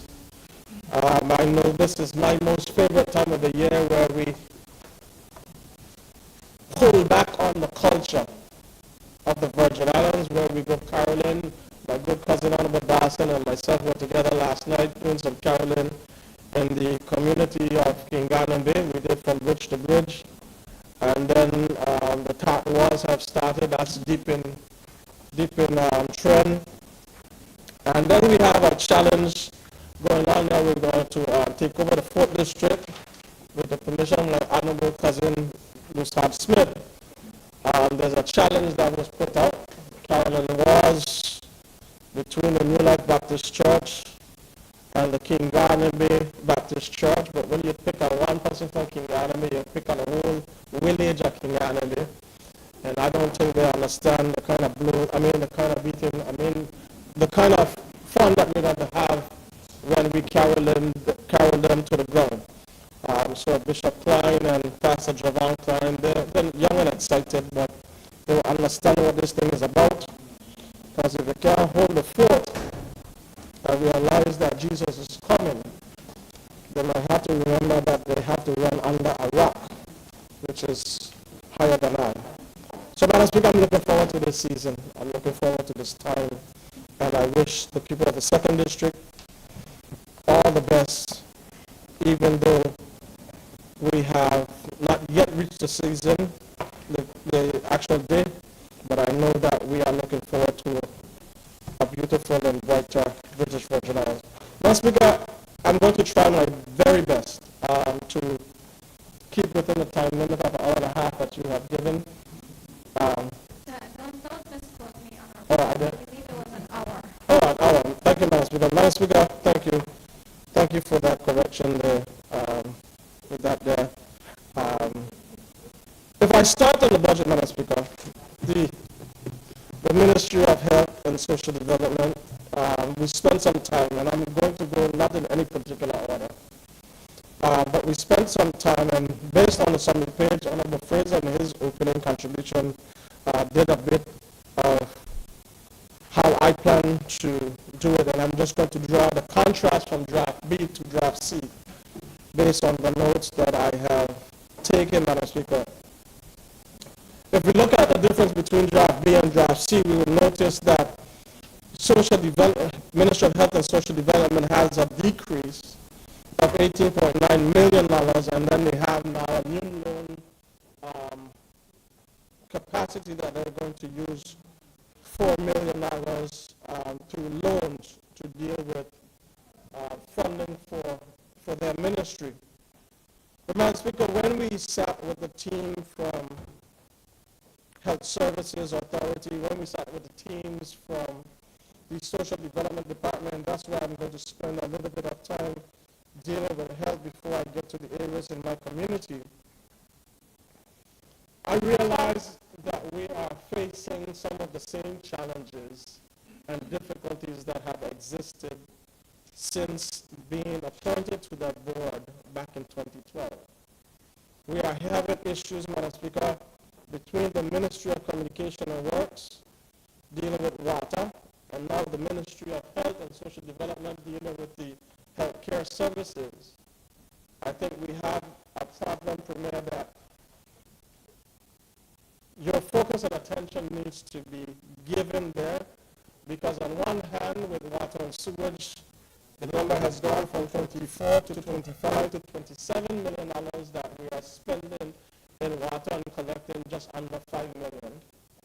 And when it comes to the Health Services Authority, they're receiving a grant contribution of some $42+ million and only collecting a little over $3 million. And Madam Speaker, that is concerning, because if you do not have a healthy society, I don't care how much water you get, you're still in trouble. And Madam Speaker, I believe the healthcare systems that we have built, the things that we are trying to put in place, Madam Speaker, I think the attention and focus needs to be put there, because it seems, together with the questions that I've asked, with the support staff that is needed. I was in the hospital visiting some of my constituents on Saturday afternoon, and I saw doctors in there, and they were very candid and said they are playing the positions of nurses because they are short-staffed. And we have the Cuban Brigade that has now departed the territory. They were here to deal with the COVID pandemic. Both doctors and nurses, and now they are no longer here. So there's a shortfall, Madam Speaker, in the overall healthcare system nurses and doctors throughout this territory, and especially at the Dr. D. Orlando Smith Hospital, where we need to ensure not just that the staffing is there, Madam Speaker, but the overall morale. We are not paying our doctors and nurses nowhere near where our counterparts in the regions are paying, so it is making it difficult for the recruiting of those healthcare professionals. We would have known that the Cuban brigade would have been leaving some 6 to 8 months in advance. And it doesn't seem, Madam Speaker, and I am not drawing any dark light, but I'm just highlighting the fact that while the current CEO and their team and the chairman are trying their best, it just didn't seem like a proper plan was put in place to deal with what happens when the Cuban doctors and nurses depart this territory and we are having continuous shortfalls. Last week, I believe this BVI should be at a place that we built this hospital, we're educating doctors and nurses and having persons in the professional field.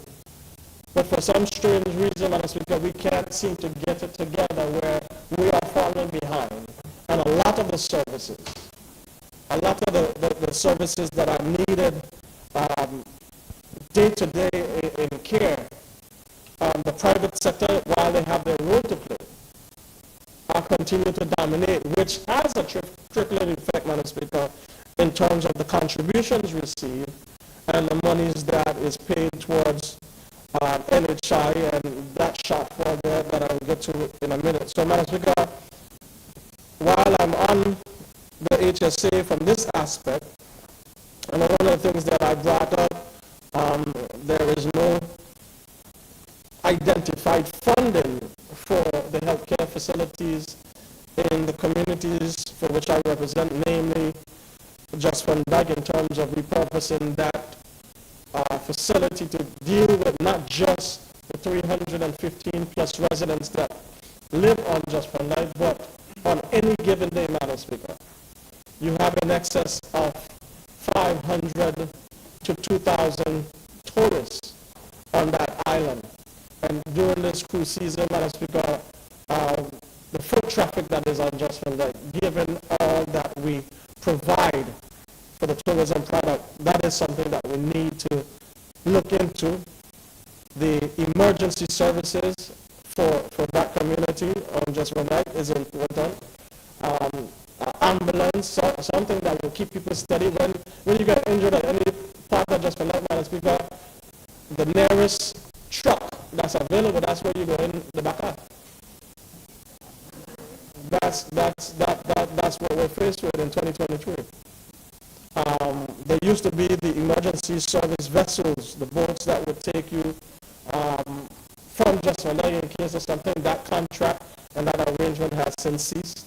That needs to be re-engaged, Madam Speaker. But more importantly, even the helipad services, even something needs to be done in this 2024 year, that we are ensuring that we are not continuing to treat the outer island of Just Van Dyke any less than, because we do our fair share in contribution.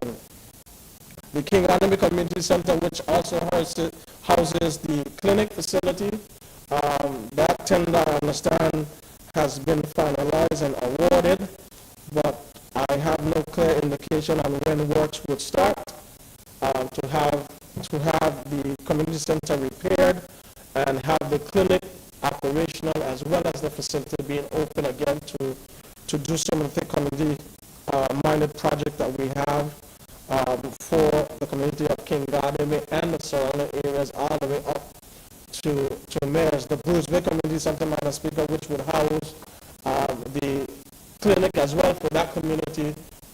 Based on the timeline that I asked for, we have to wait some 8 months within the new year to see when the tender process and all the bidding and everything is finalized, Madam Speaker. So we're looking at September for some building that was destroyed after the hurricanes of 2017.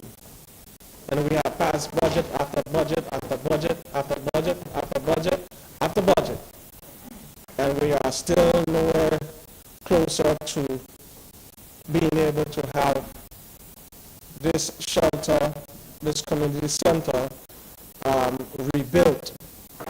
So, Madam Speaker, it's a challenge because, again, the healthcare aspect of it, but the Bruce Bay Community Center houses the Golden Eagle seniors, which also crosses over into the hurricane shelters that are needed. And thankful to God that we didn't have any significant hurricanes that would damage infrastructure and buildings as we've experienced before, but we cannot just be careless in our approach or relaxed in our approach to not getting some of these things done, Madam Speaker. Madam Speaker, I move to the aged care benefits. There was a detailed discussion when the Social Development Department was before us and the team from the ministry were before us. And Madam Speaker, I hold to my position that our seniors are a valuable asset and resource to the development of this territory. They are a foundation. And Madam Speaker, the good thing about life is every last one of us, if we live to it, will become a senior one of these days. But the approach that we seem to want to have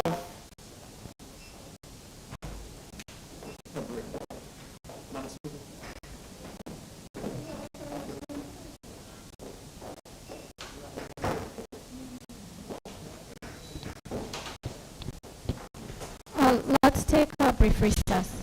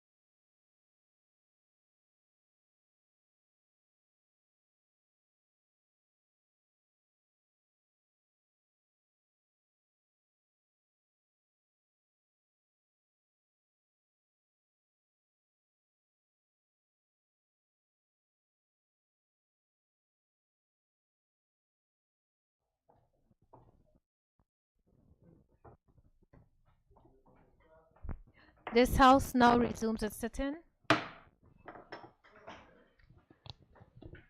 Yes, member for the second district, you may continue. Continue.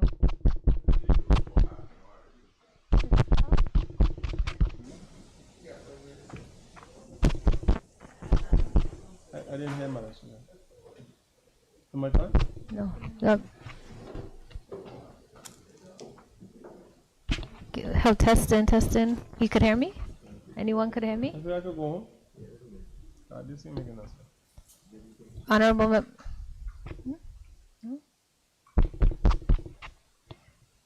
member for the second district, you may continue.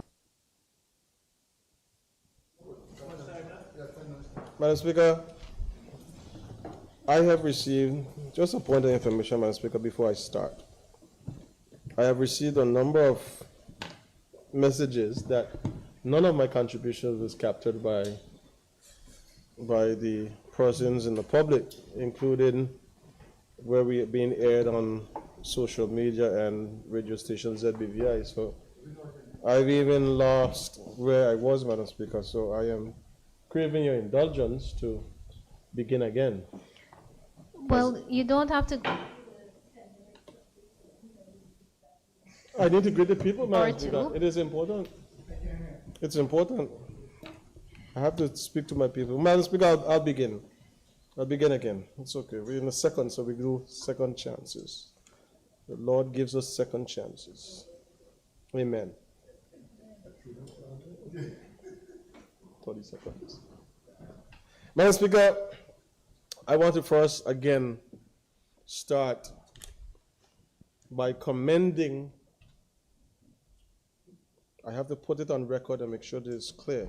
We Lord Award in this Standing Finance, lucidly clear, that I am congratulating and thanking you and your team at the House of Assembly for the work that you have done, the diligence that you have put in, and the sacrifice in your time to taking us through this budget exercise of Standing Finance, and even to the point where we are having the Standing Finance Committee report before us in this honorable House. I thank you for your commitment. You have done almost the impossible with very little resources, both financial and human resources, but you have been able to execute your job tremendously. And I want to thank you, the clerk, Ms. Industrious, and the entire team of the House of Assembly who came in on weekends, including Sundays, and up to 2, 3 o'clock in the morning. I was receiving WhatsApps to bring us to this point. Together with the team from the Ministry of Finance and all department heads, permanent secretaries, and the teams that came before us in the Standing Finance Committee to give, as witnesses, to give their evidence and make their pleas for how they would better be able to serve the people of the Virgin Islands.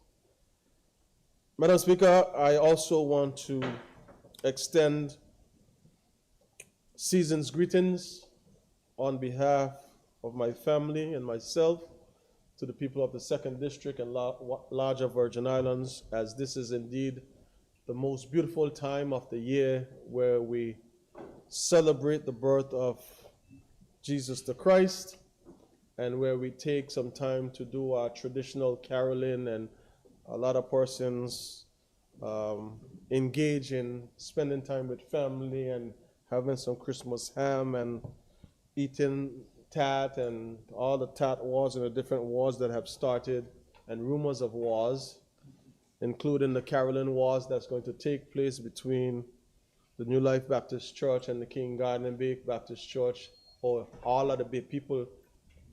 They will take place on the 4th, on the 25th, Christmas morning at 12:30 a.m. by the bandstand. There's going to be the clash, the ultimate clash of the carolers, and it is going to be a really, really good time. If you know anything about caroling, And if you didn't know anything about caroling, once you come around the bandstand around 12:30 a.m., you understand what true caroling is all about. So, Madam Speaker, I extend greetings to my community, to my colleagues here in the House and their families, as well. Season's greetings to you and your families. And we would hope that the 2024 new year, that we will be in a better place, even on the land of the living, where we could continue the work of the people of the Virgin Islands. Madam Speaker, as I turn to the budget, it is an exercise that we started when the Premier gave his contribution to his budget speech. We started, the numbers were at $399 million. And now in draft C of the budget, we are just about $370 million, which I believe is the largest budget that we have seen in this territory, or at least I have seen, in the 8 years that I've been elected to this honorable House. And Madam Speaker, there are some things that continue to trouble me. There are some things that we have to pay keen attention to, that if we don't, Madam Speaker, I believe it is going to run us into further problems. The first of which, Madam Speaker, is it continues to be from the time that I was elected in 2015, and I heard it coming from the private sector, and it still doesn't make sense to this day, that we have a budget now of $370+ million, but the expenditure, the expenses of this $370 million budget, about 67% of it is covered in wages and emoluments and rents and some of the other things.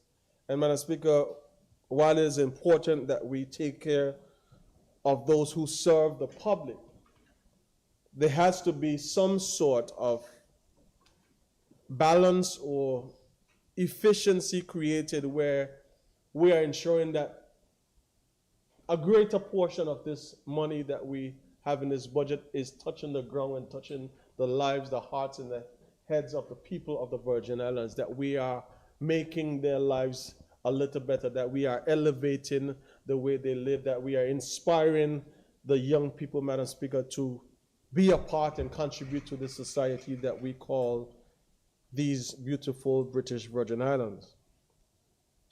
So, Madam Speaker, as I get into the budget, I will start with the Ministry of Health and Social Development. And in this particular ministry, Madam Speaker, I'm just going to focus on some key areas.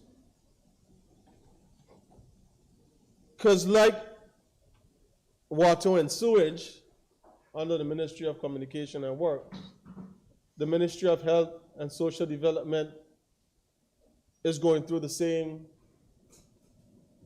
problem, if not worse. The ministry receives a grant of about $42 million per year. And from the evidence given from the team at the BVI Health Services Authority, they are only collecting just over $3 million a year. And Madam Speaker, this is not to state that the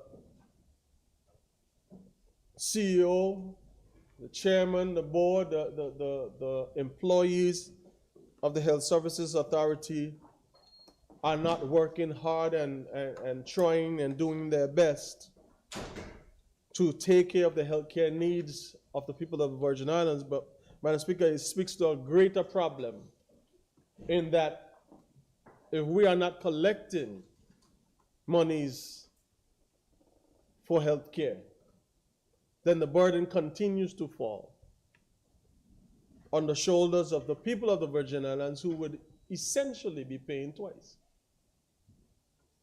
if not 3 times. So, Madam Speaker, this is something that we need to look at. When I raised the question in the Honorable House, it hasn't been raised yet, but it's on the order paper now for some 3 months, regarding the Cuban Brigade of Doctors and Nurses. Madam Speaker,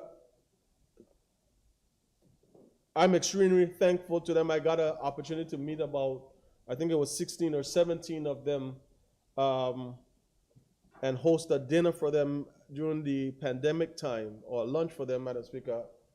But we would have known some 6 to 8 months when their exit period would have been from the territory. And it doesn't seem that we have planned. So now they are gone and you are finding yourself lacking. I was to the hospital on Saturday visiting some of my constituents. And Madam Speaker, I realized that doctors came up to me and stated that they were doing the work of nurses because they were short-staffed. And this extends not just to the D. Orlando Smith, Dr. D. Orlando Smith Hospital, but it goes on to some of the polyclinics and outer clinics, Madam Speaker, throughout the territory. And this is a challenge. We have to, Madam Speaker, find a way that we are able to be able to recruit doctors and nurses and healthcare professionals in this territory, because our private sector continues to do what they're supposed to do in terms of ensuring that they're providing healthcare at the best possible standard, but we keep lagging behind, Madam Speaker, it appears, because we don't have the proper recruitment packages that is making it appealing for our doctors and nurses. When we asked the question, Madam Speaker, when I asked the question to the team of the HSA, what doctors and nurses are making throughout the region compared to what we are paying them, Madam Speaker, we are some $20,000 to $40,000 per year below the average on the average nurses and doctors. That is something that we know has been a problem. From the time I was appointed to the board of the HSA in 2012 to now in 2023, it is still the same problem. So we have to address it, Madam Speaker, and not just continue to spend money and put resources that are going into paying, quote unquote, paying bills, and not developing and improving the healthcare of this territory. Madam Speaker, while I'm on healthcare and HSA, I have to take this time to celebrate a young lady who has known me all her life, and I have known her all my life. I want to celebrate and appreciate and congratulate my mother, Marion Turnbull, on her retirement. Her last day with the Health Services Authority was on Friday, and she has given out of her heart, she has given out of her profession to help serve as the social services manager at the Health Services Authority. And I want to take my hats off to her for the service that she has given. She has gone above and beyond the call of duty. She does a lot of things that people won't know about, including cooking and caring and taking care of those in need. So I am saluting my mom and giving her her commendation, and I'm hoping that she now will enjoy her retirement, but knowing her, she'll find a lot more things to do. But Madam Speaker, to the clinics within the community, I have, in this budget, I don't see anywhere that there's funding for the development, expansion for the Josh Van Dyke Community Clinic. I know that the community center in King Garden Bay and Bruce Bay, which houses the clinics there, the King Garden Bay Community Center is going to be repaired, work should be commencing within the first quarter of 2024. But when it comes to Bruce Bay Community Center, Madam Speaker, that process won't even be able to start somewhere around September of this year, which then takes another 18 months thereabout for the full construction to happen and have it open, Madam Speaker. So it's a concern for my community because healthcare within the second district extends into the community centers, it extends into the hurricane shelters that are necessary. And those two community centers, Madam Speaker, have been destroyed since the hurricanes of 2017. And I am still here lamenting and begging and pushing for funding to be put forward so that they can be repaired. But specifically to the Just Van Dyke Community Center, Madam Speaker, it is imperative that we not just focus on calling for a bigger facility, for a better facility, for a more adequate facility, Madam Speaker. At any one point in time, you have 315 plus residents living on the island of Just Van Dyke. But on any given day during this tourist season, there are at least 1,500 to 2,500 tourists on that island at any given particular day. On top of that, Madam Speaker, there is no ambulance on the island. There is no emergency services. We have a helipad area that has been designated for years, but it has not been properly set up. So in emergency situations, Madam Speaker, we are putting ourselves and the lives of persons at risk. What currently pertains is that if somebody is injured,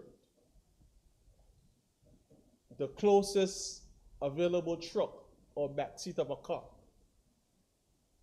is where you have to put persons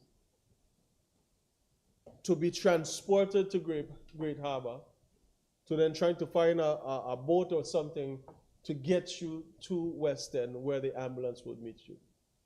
Madam Speaker, that can't be what we're doing. Not only as a tourist destination, but you're talking about the lives and the health care of persons. And Madam Speaker, for some reason, we have become comfortable when hearing the complaints of family members that, they had to try to catch a speedboat over to Tatola or wait for the next ferry to take them over to Tatola to deal with their hair care at the hospital. But it's only when something happens to a tourist, apparently, is that when it becomes an emergency. But Madam Speaker, we live here. Our people live here, they pay the taxes, and I believe it is high time that we put the adequate resources in place to take care of the people in the healthcare sector. Without a healthy society, Madam Speaker, I don't care what other areas you want to focus on. If your people are not healthy, you cannot progress. Madam Speaker, the Healthcare Ministry of Health and Social Development, based on Draft B to Draft C in the budget, there's a deficit now of 18.9 million, a shift of $18.9 million from Draft B to Draft C. And then there's a new loan facility in the amount of $4 million that is being granted to the Ministry of Health to deal with their undertakings. I'm not sure specifically what it's for because this happened after our discussions. But Madam Speaker, the next thing that I want to speak on is the aged care services for the seniors in our community. Honorable Smith, Deputy Premier, I see you looking at me because you know I'm concerned about my seniors and you as well. Madam Speaker, it seems to be that we are shying away from our responsibility when it comes to our seniors, or trying to find reasons or excuses on why we should not be taking care of those who created and paved the foundation for us as a government, as the ones who have the mandate to provide safety and security for those whose shoulders we are now standing on. And Madam Speaker, you would hear the arguments put out, because there was a very healthy debate and discussion. You would hear the arguments put out, and I agree with part of the argument. Yes, there are some children who have elderly parents that choose not to take care of their parents, their mothers and fathers, and leave them asunder. Well, that may be the case, Madam Speaker. We also have a responsibility as government officials and elected members to ensure that systems are put in place. So, Madam Speaker, in that discussion with the Ministry of Health and Social Development under the Social Development Department, aged care. Within my community alone, Madam Speaker, within the 2nd District, you have a number of seniors that are suffering different ailments, including dementia and unable to take care of themselves, and high blood pressure, and some persons unable to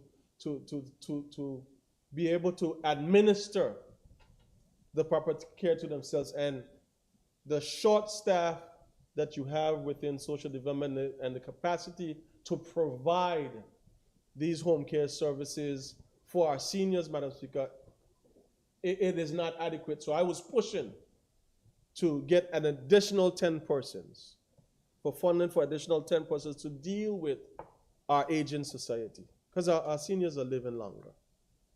But, Madam Speaker, there was some pushback based on what we think should happen or how we feel this would affect our overall operation, when the most important thing that we should be thinking about is the lives of those who paved a way for us. And, Madam Speaker, I'm not going to rest on that particular topic, because I believe the government, if we could pick up money to spend on all sorts of things that, in my mind and in people's mind, are not as important as taking care of the life of our seniors, Madam Speaker, I think we could find a way to do what is needed for the seniors. Madam Speaker, House of Assembly, I look on the budget, Madam Speaker, and in 2022, we had put $300,000 for upgrades to this house in this institution that is now operating in its 74th year. In 2023, there was $225,000. And now in the 2024 budget, there's nothing there.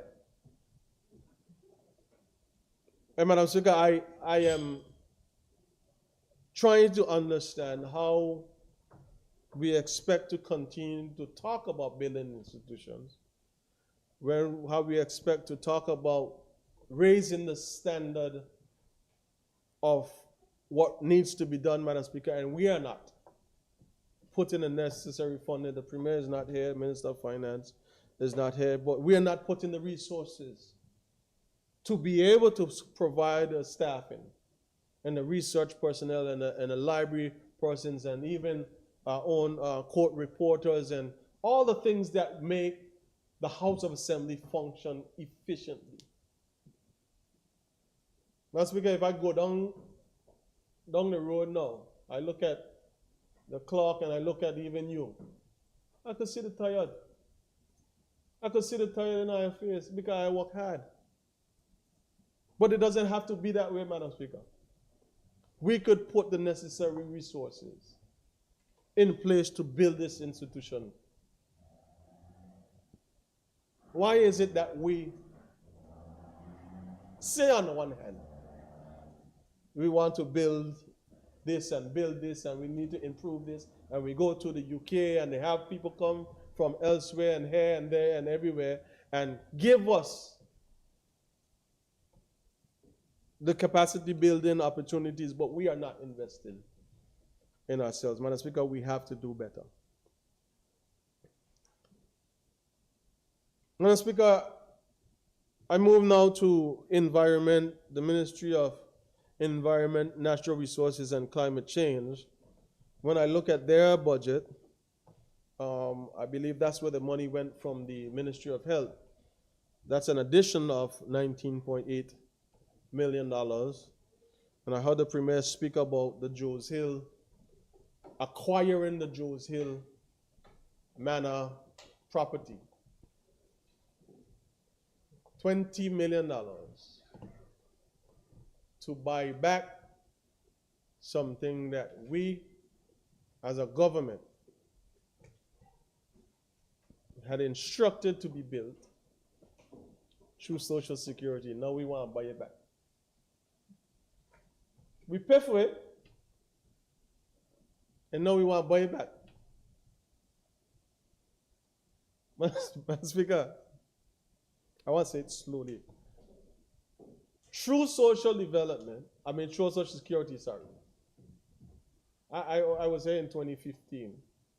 So the leader of the opposition now was the Minister of Health, who was speaking about this project to provide income for housing for lower income or young professionals. And how we are some 6-7 years later, and we're going to take $20 million of the public money to buy them back because government feels that they're going to have a committee, according to the Premier, set up to do a study that will cost another set of money to see how we could help persons get into their first home. Let's make that make sense? That ain't make a drop of sense. $20 million out of public money. I just talk about the deficit between what we spend on water and what we collect. I just talk about the deficit, Madam Speaker, on what HSA is granted to what they're collecting. On one end is $22 million, and on the other end is closer to $29 million, if not 39. And we're going to take $20 million, Madam Speaker, to buy back. What is the reason? Help me. Help me, Madam Speaker, because I don't get it.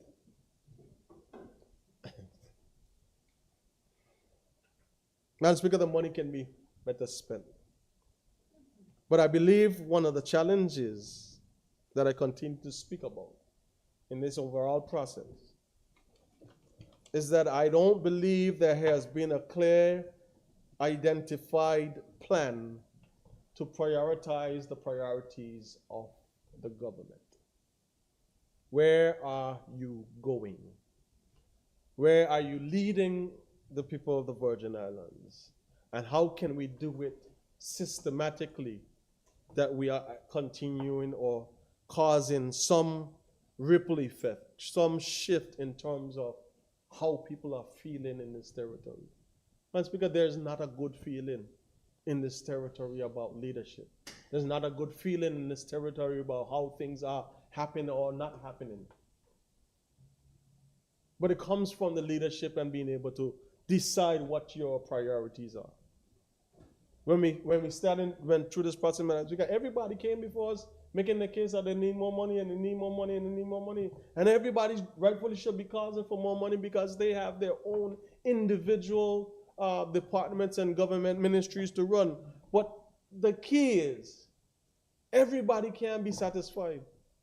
You can't satisfy everybody if you're going to run a country. If you prioritize, Madam Speaker, if this focus is going to be this year, 2024, on education, for argument's sake, Madam Speaker, you provide the necessary funding to the other ministries so that they can carry out their execution. No new projects, no new development, nothing. Just carry it. And then you move into 2025, Madam Speaker, and you said to education, you have been able to do this or that project, whatever projects haven't been finished, you move to complete them. But then you move to another ministry, and Honorable Smith watching me again, so I'm going to pick on financial services, labor, and trade. And then you move and prioritize that balance. You will get more things done than this tug of war that we've been doing in this country for years.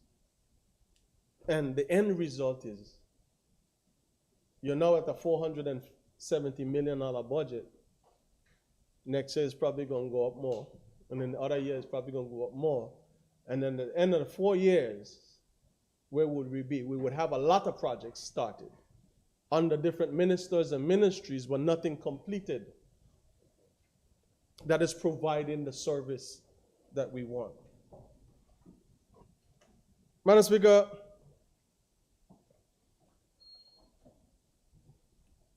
tourism and culture, everyone in the world knows that my district is a tourism district.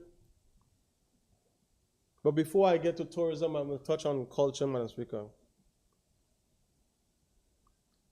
Madam Speaker, we seem to be relaxing our emphasis and our grip on our culture, on our Virgin Islands culture. And we seem to be relaxing it to the point where, while we are welcoming other cultures to come and live among us, we are highlighting and promoting and allow them to promote their culture, and we are laissez-faire. And it's just going along the wayside. Now, Speaker, this is the Virgin Islands, and I don't care what man say. I love everybody. But this is the Virgin Islands. And when you come to the Virgin Islands, you need to understand the culture of the Virgin Islands. But you can't understand the culture of the Virgin Islands if we are not promoting it, if we're not protecting it, and if we are not educating our people about what and who we are as a people. I make no apologies about that. Because if I continue to welcome you and embrace what you do, then eventually I'm going to know who I am. If not, I'm not teaching you anything about myself.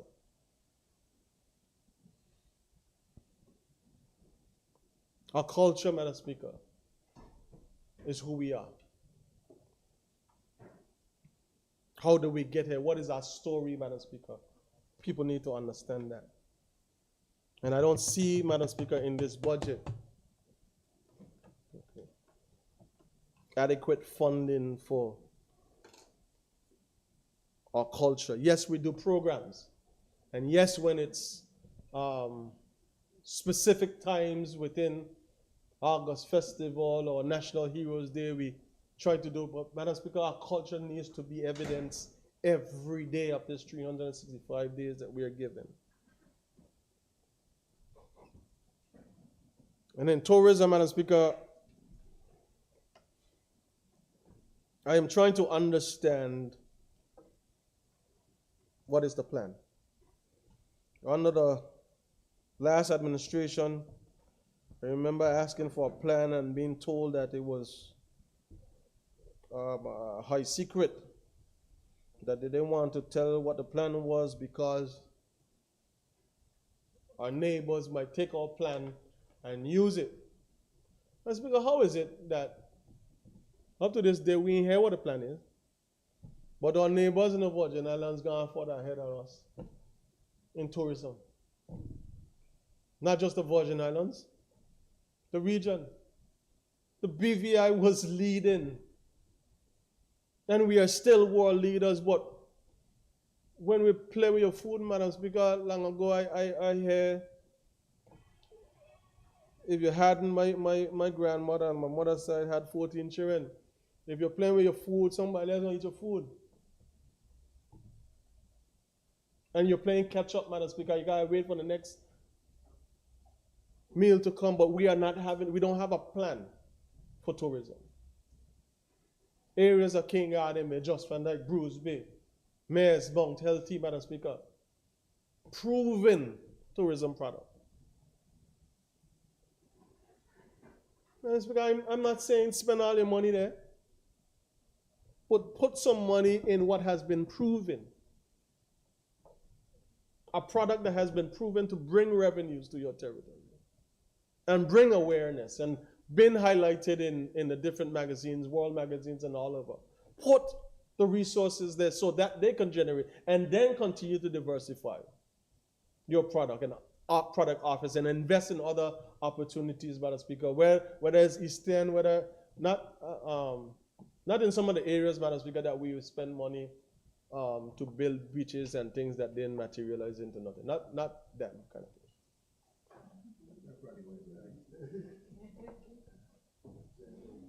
Not that kind of investment, Madam Speaker. Madam Speaker, the Minister for Labor, Financial Services, Labor and Trade, heard her make a plea that she needed some additional resources. I see on the capital side there was an increase of about $40,000, and I think another $100,000 towards the business development aspect of her trade. And I know there's some more that she would like to do, but Madam Speaker, I believe the three pillars of the BVI outside of what we traditionally know them as, which is financial services, tourism,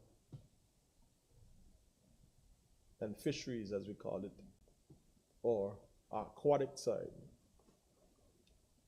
The three pillars of the BVI, Madam Speaker, to the people of the BVI, is the ability to own land, to own business, and to operate in an educational advancing environment. And if we're not putting tools in place to help our young professionals and business people not just get into business and understand how business works, but also be able to be educated, Madam Speaker, to understanding this world stage that we are operating in. So with the laws change and the financial services for those businesses that are in that era and different things affect the economies that they are educated and understand, listen, this, you have to move towards this because this is what is happening. If we're not doing that, Madam Speaker, we're going to find ourselves in a very, very bad place. Madam Speaker, the cleanliness of our territory and the rated program, what is existing now, some careful attention needs to be put into that program. Over the last 2 weeks, I don't know if any other member in the house like me, when Friday come last week, I was here in the office and I got a call about 9 o'clock, Madam Speaker, a.m. And some of them boys didn't get paid. I head for home. Because even though we are not, as members, responsible for the program, the people in our communities are going to look to us for help. Madam Speaker, you can't have young persons, whether male or female, walk in, day in and day out, cutting bush and doing other things, and then 2.5 months later, them can't get paid. That ain't right, Madam Speaker.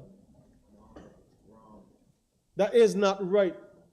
So you can't tell me you're doing this addition to the rated program and you only fix the core. Because Madam Speaker, on this, what today is? 18th day of December, I ain't putting another man to work on him. If we're not sure how they're going to get paid, you give them all the reasons and all the things you got to do. You got to sign up here, sign up there, make sure you got this ID and that picture and NHI and Social Security, make sure you walk with your machete, your weed eater, your this, that, and the other, Madam Speaker, and then when them do the work, you compliment them because they're getting complimented about the works they're doing. But when it's time to get a pay, you tell them, this office and this ministry and treasury. That's because that's not how we treat people.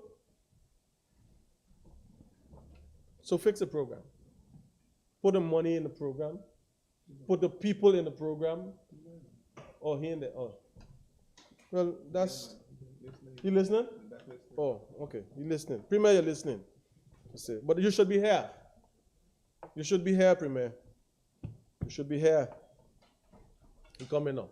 Oh, that's not Premier. Madam Speaker, Communication and Works, the Ministry of Communication and Works, and then I'm going to... How much time I have this, Madam Speaker? Half an hour. Not much? How much? Half an hour. Half an hour? Thank you, Madam Speaker. How much time? 20? You took back the time? You gave me a follow-up. Thank you, Madam Speaker. You're so gracious. And then the member, one of the member them, I'll take some of the time. Madam Speaker, communication works, water and sewage. Madam Speaker, in the budget on page 368, the King Garden Bay, not 368, sorry, Madam Speaker. The King Garden Bay sewage project, there's $1.9 million allocated to this project, of which just about a year and a half ago, we commissioned the, what's it called now? The treatment facility, the sewage treatment facility in King Garden Bay. And this other part of this project, Madam Speaker, was awarded back in 2019, late 2019. And we are trying to get this project on the way to connect the houses and the business in King Garden Bay so we could send the waste through the sewage treatment facility. I am happy that the Minister of Communication and Works, even though some of the money that I had there from last year when we were in the cabinet cupboard together, went from $1 million to $35,000. There's $1.9 million now in loan funding. And I want to ensure that we access this loan funding to begin this project. But I'm grateful to the minister for, on Friday, I think it was his PS and team from the ministry, we had a site visit to look at what is the draft plan for execution of this project, which is extremely important, Madam Speaker, to the residents, to the visitors, to the community of King Garden Bay in terms of having a $10 million treatment facility, where you don't have the road infrastructure to get the waste to the facility. So I'm hoping that when this project begins, it would not be in the height of the tourism season, but be able to be executed in short order. Madam Speaker, I already spoke about water, but that is something that is troubling the people of my community. And I see that the minister has put a good amount of money, including some loan funding for the overall water infrastructure within the territory. Minister, I have said to you, and don't take it personal, and I don't think you will, just start somewhere, Minister. Start somewhere. $27 million this year on water and collecting under 5. Start somewhere. Start to address some specific area with water for the people of Virgin Islands. It is something that should be done regularly. Madam Speaker, I've been crying on behalf of the people of my community.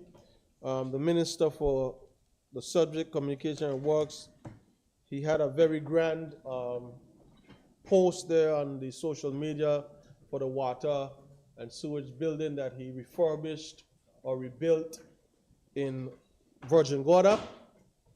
And he was happy with the works that they were able to do. Madam Speaker, this same minister would have come with me on Just Van Dyke from 2019. We did a video together.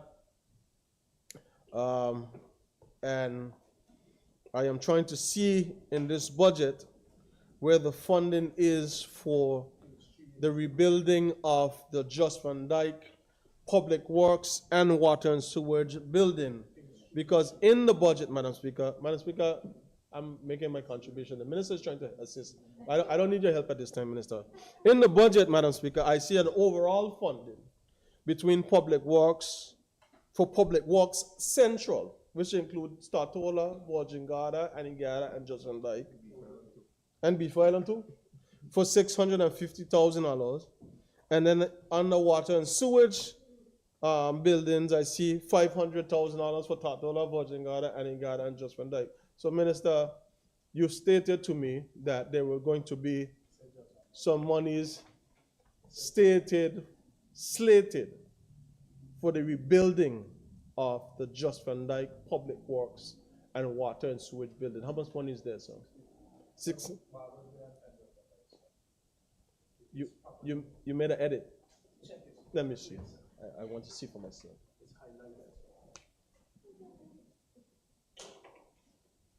Okay, so this is two sets of monies. Thank you, Minister. See, you work well when you're walking. Thank you, Madam Speaker. So that is water and sewage.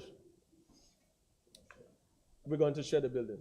Okay, I'll look to see the design so I could share with my community, Madam Speaker. Madam Speaker, as I move to education, and I focus on the capital side of it, there is only $556,000 allocated for recreation facilities in this territory. Now, I don't know if to commend the government or not. When we were going through the standing finance aspect of it, there was $100,000 there initially. Now it's moved to $556,000. I ain't giving you a clap for that. Madam Speaker, the recreation facilities in this territory are something that we need to focus on. I don't know what else we need to see. I don't know who else we need to see come forward, Madam Speaker, before we once and for all take sports and recreation seriously in this territory and invest our resources financially to help those aspiring athletes and sport enthusiasts to get involved. But we have to provide the proper facilities, Madam Speaker. Madam Speaker, you don't need more than the Moy Hodge right now. Because we're going on the internet and the TV and we're seeing our own at the highest level of competition of basketball in the world. But Madam Speaker, we go down to the multipurpose sports complex. The facility, yes, it has been built, but it has not been upkept. And right now, the flooring on the court is not adequate. So you can't even hold a professional tournament, Madam Speaker, or proper training, Madam Speaker. We continue to do the wrong things right. Put the money where you need to put. You have Halstead Shiverton and the trainer for the Moy Hodge and his agency now, Madam Speaker. And I sat in a meeting with the Premier, willing to come back to the BVI and offer training camps and offer this stream that they've created with the Moy Hodge. This pathway, not just specific to basketball, but the overall athletics, Madam Speaker, in terms of the statistical arm, the business arm of it, so that we are now building our capacity in this territory. How much more you want than what Adeja Hodge and Kyrone McMaster and Shanda Mamoon doing, Madam Speaker? What else we need? In swimming, in tennis, in soccer, in rugby, and all the, what else we need, Madam Speaker? Sailing. What else do we need, Madam Speaker, to put the adequate funding and take it serious? Let's start reacting to when our athletes go out there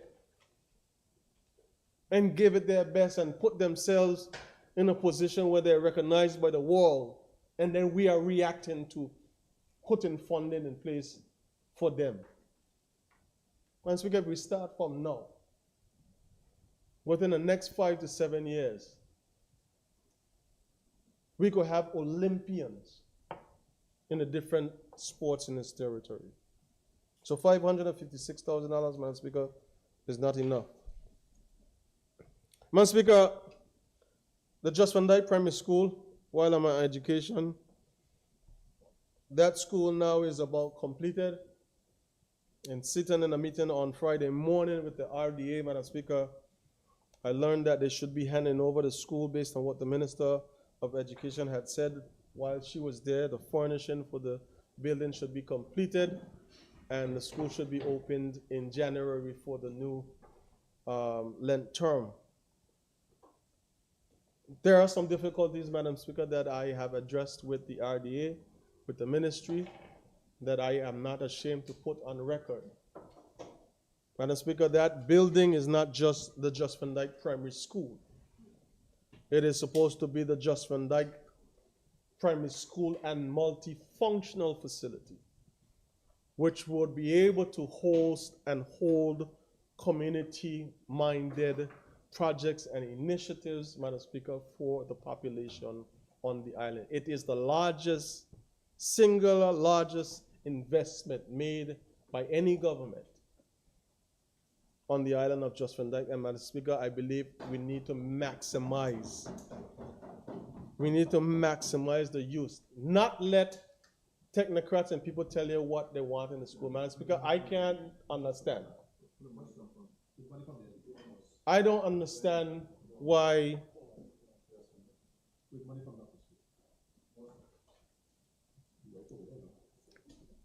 Madam Speaker, I don't understand. I was hearing a little chatter there. Madam Speaker, I don't understand why is it that we have a school built.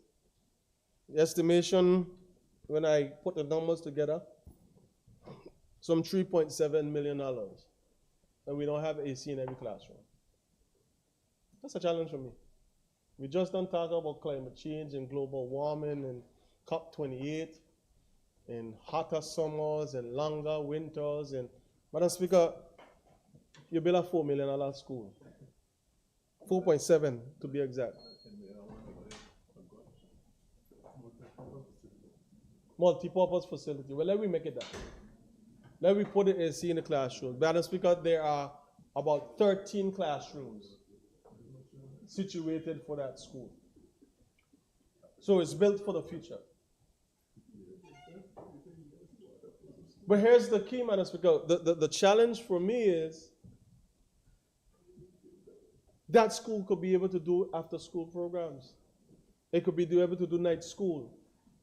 When the minister, sorry, the member for the sick, what kind of minister of education? When the former minister of education was there, prior to me coming into politics, correct me if I'm wrong, I believe at that time we were still housing the high school students, some of the high school students on Just Van Dyke. The building now can carry that capacity. The building is big enough, Madam Speaker, to even provide for the preschool, separate and apart from the operations of the primary school. There's enough space, Madam Speaker, there's enough rooms in that school to be able to do the things that the people of Just Van Dyke require. So we can't let, Madam Speaker, our technocrats and the bureaucrats decide what we're going to use the school for when so much money has been spent on it. Let it be what it is called, a multifunctional educational facility. Madam Speaker, the Bruce Bay bathroom, the Premier and his government, the Premier is a minister for the subject. I was hoping that when they started the rated program, I got a team of a group of young persons together to put this rated program. They say, we're going to start. And when I'm looking for them, I can't find them nowhere on the road. And I learned that they were instructed to go down in the Bruce Bay Park and cut the Bruce Bay Park. And that's my district, so I'm going to go find out what's going on. I went down there. I said, what are you doing down here? He said, this come from the top. They want us cut down here. And I found that they were cutting the Bruce Bay Park to try to open the Bruce Bay bathroom. I guess it was going to be a surprise for me. I ain't surprised because it's still ain't open. And right now the bush going back up high again. Madam Speaker, I'm trying to understand the logic behind what we're doing and how we're doing what we're doing. That bathroom became a political football. But it's a necessity for the community. It's a tourist area, Madam Speaker, that people need to use a bathroom. So when I'm done talking about Mitch, say he spent $200,000 and $300,000 on a bathroom. That makes sense? From one minister to when I was there in the cupboard for a couple months, now to the premier who's the minister, the bathroom still ain't finished. So who to blame now? Thank you, Madam Speaker. Madam Speaker, the Bruceville bathroom needs to be completed and opened for the residents of that community. And whatever funding needs to be to bring it to completion, Madam Speaker, it needs to be done because the community deserves it and the public is awaiting that facility. Madam Speaker,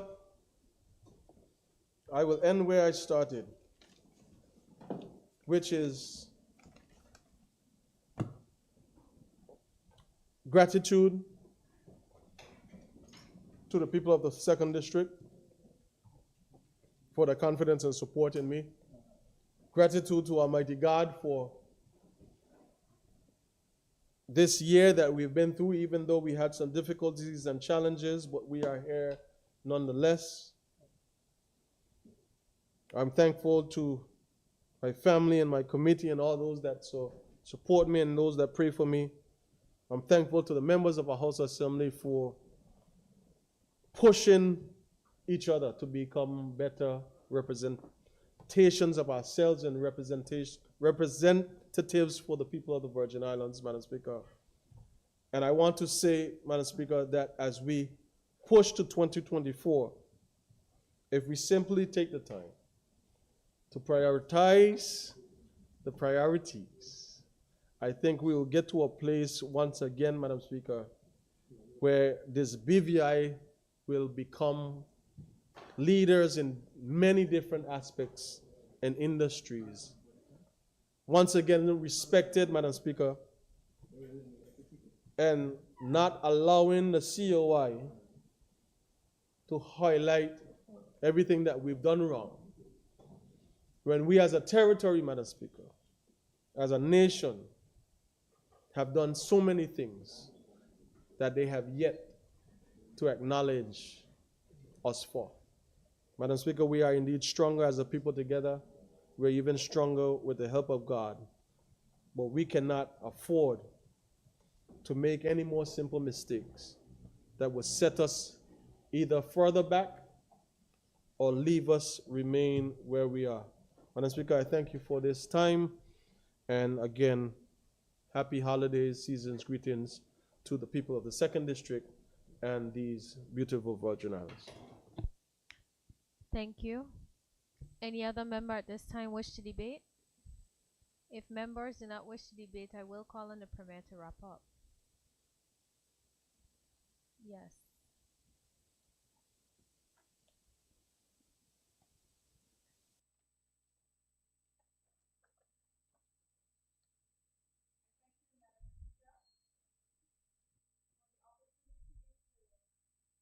Give my contribution this afternoon as we discuss and debate our 2024 budget estimates. The budget debate commencing today marks another first for me since being elected as a representative for the 4th District and being appointed as the junior minister responsible for the areas of tourism and culture. This, of course, is my first budget debate and my first opportunity to make my contribution prior to the 2024 budget estimates being approved and passed. Madam Speaker, I seek your permission to refer to my notes from time to time. Once again, I express my profound gratitude to my constituents of the 4th District for allowing me the privilege to be here as a member of this honorable House to represent the constituents of the district as well as the wider community. I also wish to express my thanks and appreciation to all the representatives and officers from the various government departments, ministries, and statutory bodies for participating in the process during the Standing Finance Committee, which was ably chaired by yourself, Madam Speaker, and your able-bodied staff. The hours were long, But at the end of it, it was all worth it. And as a result, we are here today to complete the final steps of the process. Madam Speaker, I'm not a long-winder, but I don't plan to be here too long. I don't think I need a whole hour. However, I will say as much as I possibly can. But before I proceed, Madam Speaker, I wish to pay homage to my predecessors who have served in this honorable House. The point has been repeated time and time again that our Virgin Islanders or Virgin Islands people assumed control of our finances since 1978. Resources have always been limited, but they are not unlimited. When we look at the development that has taken place in our Virgin Islands, our beloved Virgin Islands, over the last 45 years, and all the things that our people have achieved from development of our ports, our schools, buildings, and our people, our predecessors have indeed done remarkably well with the little that they had in their hands.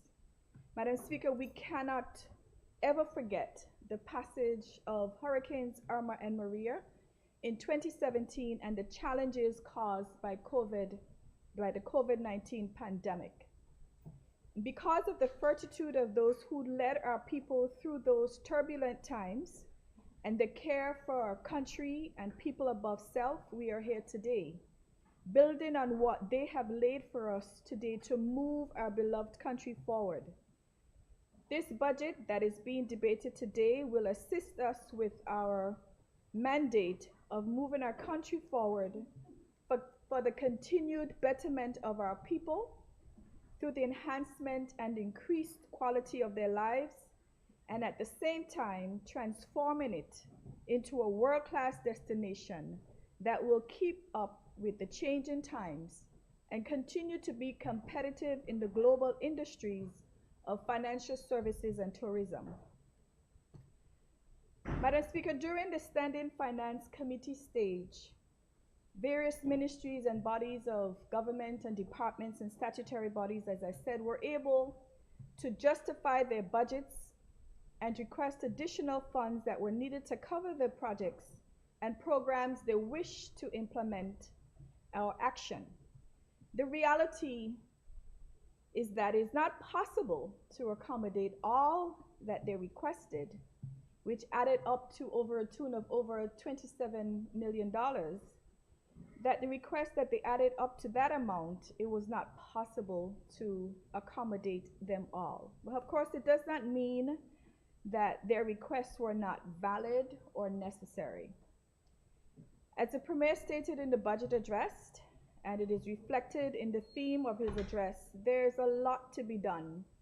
And we have to prioritize based on how they are aligned with the broader plan so that we can achieve progress and build a sustainable nation. Now, those items that could not be accommodated at this time will not be forgotten. There will be a time when they can be addressed. What is important, Madam Speaker, is that something I strongly encourage is that we must all commit to nation building. This budget, the projects and programs that are in it, and those that will come in the future are about building our country and advancing our people. So as faithful and patriotic Virgin Islanders, let us work together. Let us get the work that is in front of us done, and let us push our country forward. Working together in unison and through collaborative efforts will benefit everyone and the country in a whole, and will reap the sweet as positive results will be achieved. Working in silos should be a thing of the past. We are all working towards the same common goal of advancing our territory. I am particularly pleased, Madam Speaker, with the government's proposal to grant public officers their respective increases in salary, as recommended by the recently concluded salary review and has been met with agreement. I believe it's approximately 29 years, if I'm wrong, I stand corrected, of a salary review not being done, and this one is timely.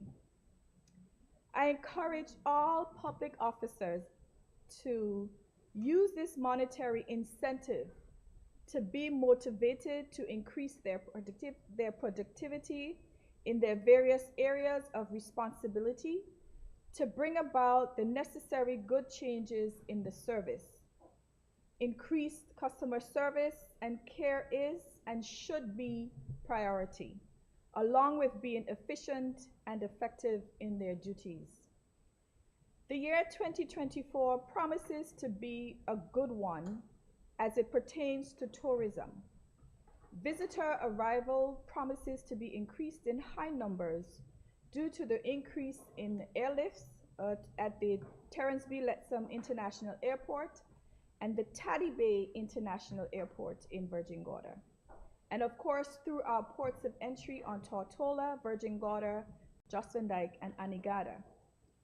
In addition to cruise passenger arrivals will increase due to the increase in cruise ship calls as well.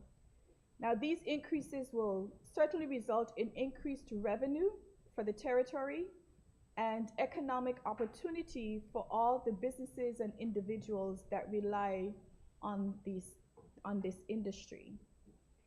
Now, preliminary visitor arrivals thus far indicates we will reach over 1 million in visitors. Overnight visitors, cruise passengers, and day trippers, so far, the visitor total is 859,023. If we reach this if we reach this million visitor mark, it would be the second time in our history that we have reached 1 million or more in our visitor arrivals, and this will be certain something to celebrate. Soon to come on stream, Madam Speaker, are several capital projects that will help us to advance the economic status of our territory. These projects include the construction of the Western Ferry Terminal, the selection from the RFP for the Prospect Reef project, and other private projects in the works. There is reason for hope and optimism, Madam Speaker. Through the Virgin Islands Culture and Heritage Policy and Strategy 2023 to 2028, it is envisioned that work will continue to assist in bringing to light the vision of the policy. That is, I quote, the development of a vibrant cultural ecology that supports the development of the Virgin Islands and the aspirations of its people, end of quote. It goes without saying, Madam Speaker, and without apology, that all efforts must be made to safeguard the culture and heritage of our territory. Our unique Virgin Islands culture and heritage are assets to aid our people in our development. Not only must we protect it, but we must harness it in a respectful and sustainable way. Madam Speaker, as we go into the district of the 4th district that I represent, I am very pleased to have received support for the inclusion of 2 projects that were added on during the Standing Finance Committee stage. The first one being the pedestrian walkway from First Caribbean Bank straight to the Vanterpool Plaza. Now, this particular project has been in the works for quite some time. I remember working in a particular building in the area, and I remember one of the staff members of the Town and Country Planning Office in the area with his book and his pencil, and he was drawing, and I asked him the question as to, what are you doing? He said, well, we are planning a walkway from this section straight up to the other section, and that has been quite some time. And the plans and the drawings have been in the books on the shelves for quite a while.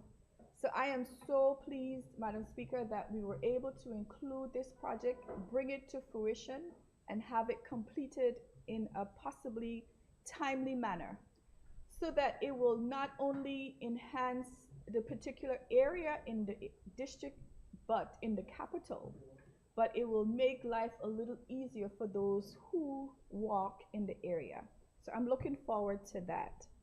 And the other project that I was able to convince those to support the idea of having this done was the cleaning of the gut, the mouth of the gut next to the House of Assembly building.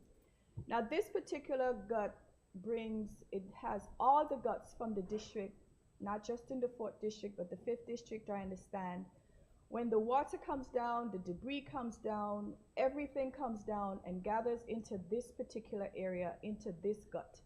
And of course, over the years, the sediment has settled, garbage has settled in the mangroves, and it's a mess. It needs to be cleaned, and I'm pleased that we were able to allocate some funds to get that area of the gut cleaned and get the debris cleaned through the mangroves. And we're looking forward as well to the support of the Ministry of Natural Resources that will help us to safeguard some of the mangroves so that we don't have to destroy too much of the mangrove in the area, because there's so much debris between the mangroves. They need to get cleaned up. So I'm looking forward to those as well, and I'm looking forward to working with the Ministry of Communications and Works along with the other agencies to complete these jobs and other civil works in District 4. And with the rehabilitation of the Bird Point sewage plant returning to operation, we expect to see less of the outflow of sewage in Rotown, which I received so many complaints about. I received photos, I received videos of the sewage water running out in the streets, and I'm assured that with the reoperation of the Bird Point sewage plant, this will be a thing of the past. And also the foul scent in the Rotown area will be a thing of the past as well. We're hoping and we're praying. The transformation of Rotown continues, Madam Speaker. Currently, we see today the resumption of the construction of a 3rd lane, which will commence or be from the Rotown Jetty down to the Queen Elizabeth Park in the McNamara area. Works have started today to dig out the lane and start to get the preparation to have the lane added. So we're looking forward to that. We will see a transformation from that aspect of the district and the capital. I'm also excited, Madam Speaker, of the Honorable Premier, which alluded to some of this morning, to include additional funds in the ministries to cover programs and projects for the districts. I believe these funds will impact change in all 9 districts and not just District 4. So I'm looking forward to the additional funds to do additional programs and projects within the districts. I particularly am pleased, Madam Speaker, to learn during standing finance that funds were allotted through the Deputy Governor's Office to rehabilitate the old administration complex on Main Street. Now, as we all know, the old administration complex is not just a building for a lot of us. It is where we started as the government offices that were small and were all able to fit in that particular building. We had the post office there. We had the Chief Minister's office was there. We had the Deputy Governor's office. We had HR department there. We had Inland Revenue. We had Treasury was there. We had so many offices in that particular building. But since we moved out of the building, it has been left unattended. And of course, if you leave it unattended, it deteriorates and it becomes an eyesore. And it starts to fall apart as it is now. Pieces of it will fall in the street. You're walking and you're seeing the pieces of it on the roadside. So I am so happy and pleased, Madam Speaker, that funds are now allocated in the budget this year to address the rehabilitation of that particular building. And it is also historical because it is where our first festival queen was crowned in 1953, Miss Chinnery from Jocelyn Dyke. So it has some significant historical and significance to us as a territory. And we also would not just have it be rehabilitated and stay there. It is hoped that it will be used to be a museum, or a museum and an art gallery. If that can't be done, of course, whatever else that could be done to utilize that building so it just doesn't sit there and deteriorate more even after it's rehabilitated.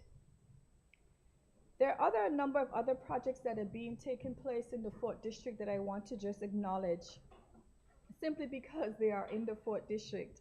The National Emergency Operations Center, I see in the budget it has received a sum of $4.6 million to be completed.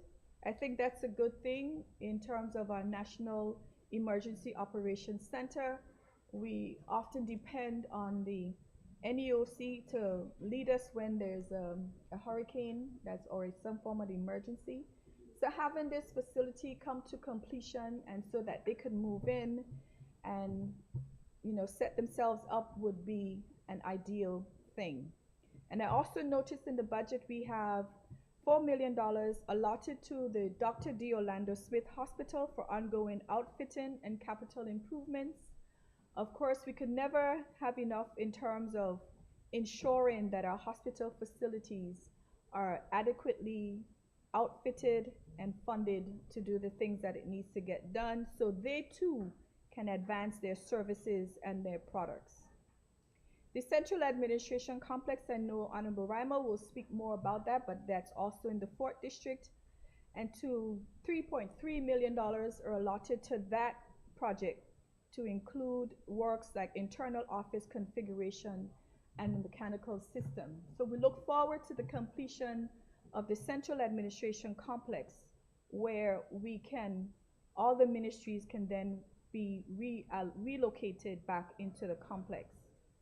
And of course, it is named after our beloved Honorable Ralph T. O'Neill, so rightfully, it is the Ralph T. O'Neill Administration Complex.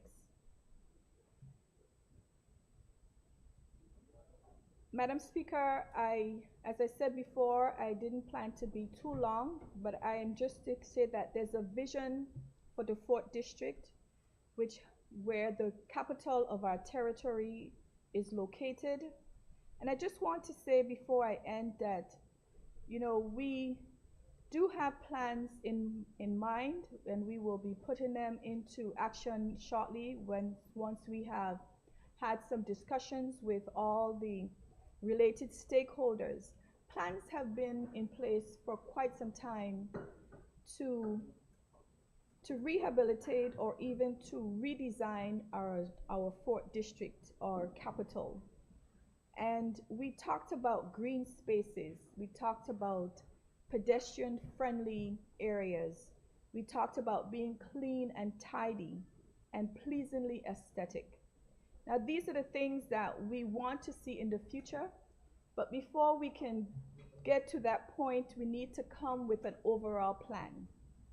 There have been plans, as I said, and these plans are sitting on shelves, they're sitting in files, they're sitting in cupboards.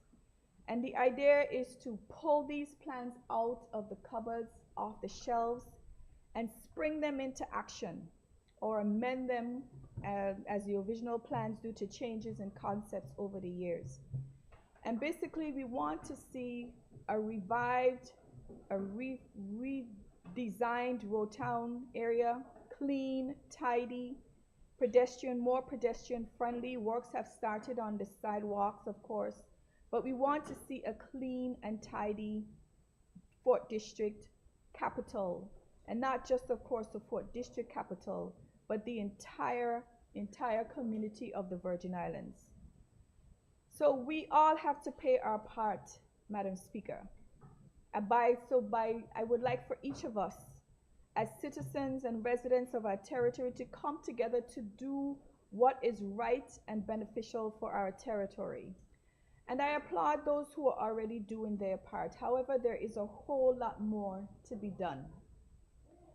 We need to keep our surroundings clean. We need to stop littering. We need to volunteer a little bit more to help us using our talents and skills wherever possible. And we need to advocate for peace and unity. Speak more of the positive than the negatives.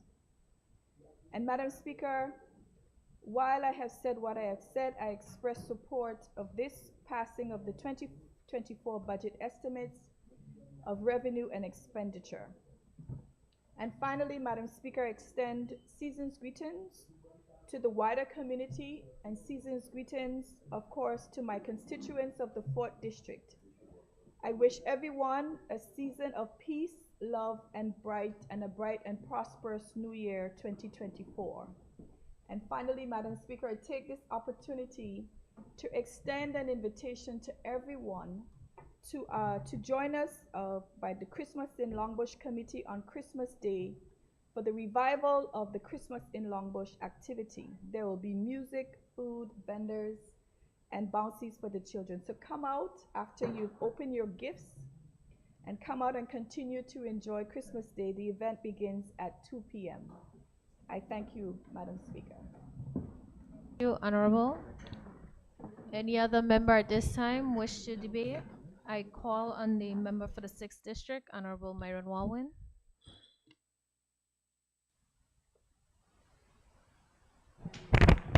I thank you, Madam Speaker, for the opportunity to speak today on the budget 2024.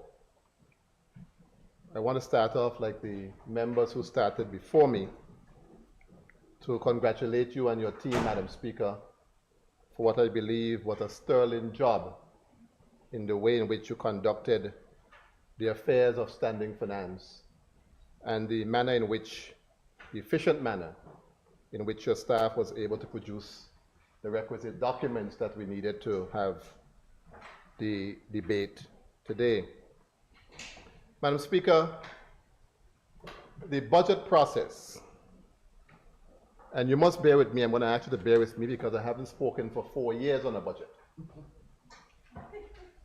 But when I came back, I realized how unconventional things have really been since my absence. And Madam Speaker, I'm speaking on these things because I want the public to understand what is taking place. And for all of us who are legislators, to be mindful of the very serious responsibilities that we have to the people who have sent us here. And our job to build on the work done by previous houses to bring the level of the house to where it should be. And Madam Speaker, I noticed something very unconventional during this standing finance, that the Minister of Finance was absent for most of the period.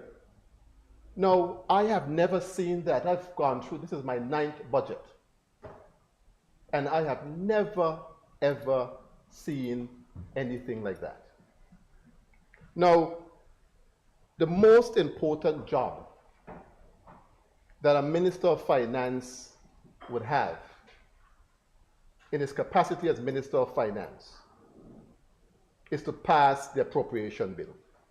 Most important job. And then you have the standing finance sessions where the government departments and ministries come in and they say to you, these are the challenges that we are having. These are some of the opportunities that we see.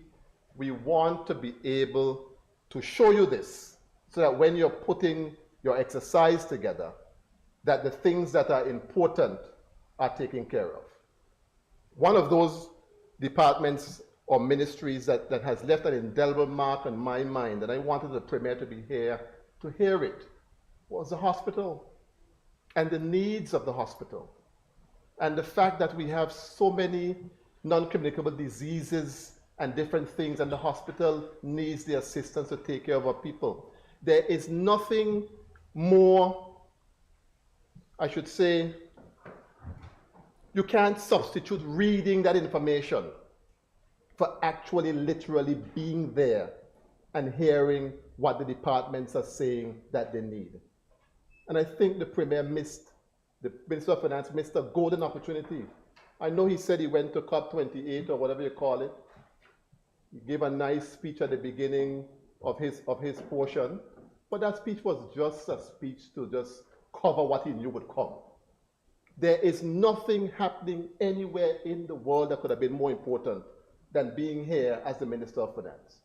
And what is worse, two members went.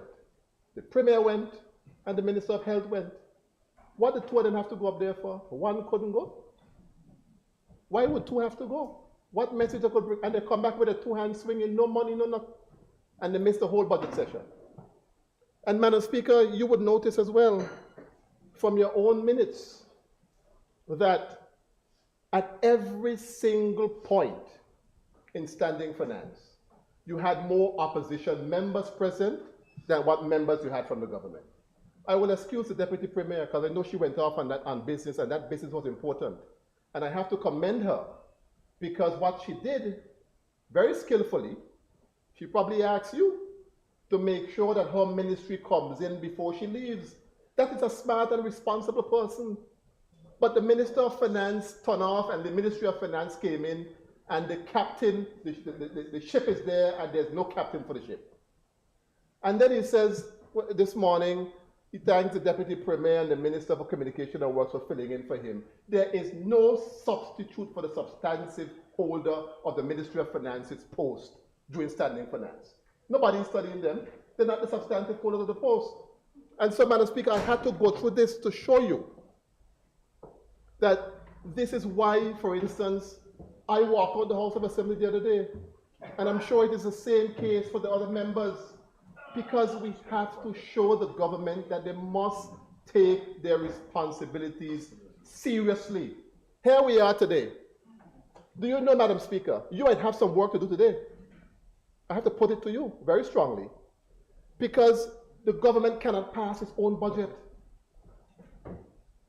If everybody right now on the opposition say we're not supporting the budget, and you for some reason decide that you're not supporting it either, the budget can't pass today. You will have your chance to speak, member. This is my turn.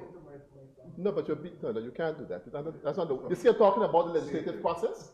You see the point. This is the very point I'm making. Exactly. I have never seen this before, and so I had to raise those points, Madam Speaker, because I'm extremely concerned about what I'm seeing. Now, when I go and I look into the budget,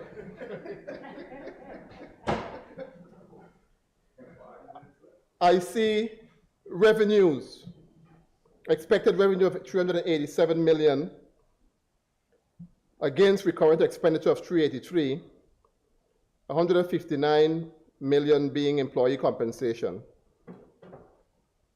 And the funding includes capital projects of $100 million. I think they're going to tap $35 million in this year, hopefully.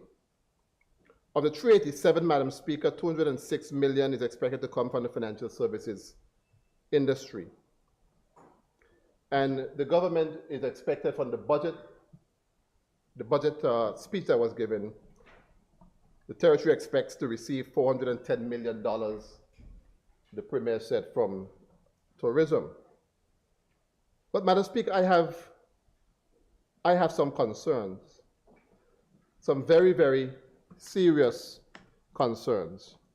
And I want you to bear with me, Madam Speaker, because I'm one of those people who go back and like to refer to things so that I can remind myself and that we can follow the whole discussions, and you'll see how what my concerns are.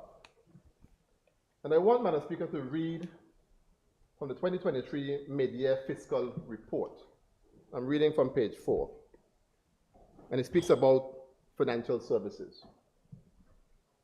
And it says that, I'm reading from the second paragraph, due to the decline in renewals, the stock of active companies fell from 367,000 at the end of 2022 to 344 at the end of 2023, representing a 6.4% decline from 2022 levels. In addition, new incorporations were expected to record negative growth of 9.7% for the first half of 2023 from the same level in 2022, but instead a minus 29.6% decline was recorded compared to the first half of 2022. It goes on to say, without any analysis being completed, there appears to be linkages between the substantial declines and the numerous challenges and threats facing the industry, including continued market saturation, challenges such as a publicly accessible register of beneficial ownership, possible taxation, etc., etc., etc. When I go now to the budget, and I want to read the budget speech, and I go to page 6 of the speech. At the bottom, the last paragraph on page 6, the Premier says, revenue from the Registry of Corporate Affairs, which pertains to our financial services industry, is forecast to drop by 1.24% compared to 2023, from 208 million to 206 million. I'm leading somewhere, Madam Speaker. Now, this threat of the public accessible register of beneficial ownership, even though, yes, we have the ruling from the European Court of Justice, there are some issues still, because obviously the EU, the United Kingdom left the European Union. They could just simply say that this information is just instructive. They don't have to follow it. And we end up now, Madam Speaker, in a very difficult position when it relates to financial services, because my concern surrounds the economy of the country. And you have a COI report, which this government accepted wholesale, without any consultation with the people who elected them. Then you had a government that came in 2019. There was a $400 million loan guarantee on the table. They dilly-dallied, waste time, make up stories, and we end up now losing the access to the $400 million. The Premier goes up to the UK and asks them to give me back that money. They say, no, I offered you the money before, get away from me, you're not getting it. Really? And now we are seeking a $100 million loan facility that requires the very same UK government to sign off on it. Now we have this order in council. And to me, when I look at that order in council, it places everything on the table. So you have the issue now of the open registry. How would that go? How is that COI possible suspension being dangled over our heads when it comes to the issue of the registry? Is that happening? We don't know. How is that dangling over our heads when it comes to the $100 million loan facility that we want to borrow? We are in a dilemma. And Madam Speaker, if those of us who understand the financial services sector and how important it is to the economy of this country, if we only lose even 10% of the revenue from financial services, it spells catastrophe for the services that we offer here in the territory. But while the discussion is going on about open registry, there's no conversation about how will the government deal with the possible loss of revenue, because I started off by reading that we're seeing the declines, and in the very document itself, it says, it lists the issue of the open registry as one of the possible reasons for the decline. This budget in no way, and the budget speech in no way, addresses the issue of what we are going to do in terms of diversification, in terms of improving on our tourism product, so that in the event that something happens, unfortunately, we are in a position to take care of ourselves. There's nothing in the budget that says that, and there's nothing in the budget speech that says that. Now, one of the quickest ways to be able to address any issue that we have is the tourism sector. That's our greatest opportunities for economic growth, Madam Speaker, lies right there. And it must be taken much more seriously than it's being taken at this moment. Madam Speaker, I'll go back to page 7 of the same medial fiscal report. And in page 7, when you look, for instance, at overnight visitors, this is what it says. There was a decline to 154,825 overnight visitors from the same period, from a projection of 180,447. But the Premier, in his budget address last year, placed his figure initially at 292,000 overnight visitors. And we know overnight visitors, what that represents for us. That is really where the bread and butter of our tourism industry really comes from. But look at the note. It says some of the reasons the projections for overnight visitors may have fallen short are the heightened level of competition within the industry and the ongoing issue of direct access to the territory. Now, heightened level of competition, ongoing issue of direct access to the territory. Now, Madam Speaker, if you look at our numbers, our tourism numbers, and I want to concentrate for the exercise because of the constraints of time on the overnight visitors business. In 2016, we had 407,000 overnight visitors. In 2019, we had 302,000 overnight visitors. 2023, 201,000. And now there's a projection of 270,000 based on the numbers given for overnight visitors for this year, for 2024. Now, Madam Speaker, to me, you have to try to get back to pre-Hurricane Irma numbers. So if you're trying to get back to those numbers, you look at 270 projected for next year versus 407 for 2016. You're short 137,000 visitors. Now, heightened level of competition. That was one of the things that was given in the report that I just read out. And Madam Speaker, I'm going to go to the Caribbean Journal and just read a short portion, if you would allow me, of it. Because we're talking about heightened level of competition. USVI tourism is booming. That's the headline.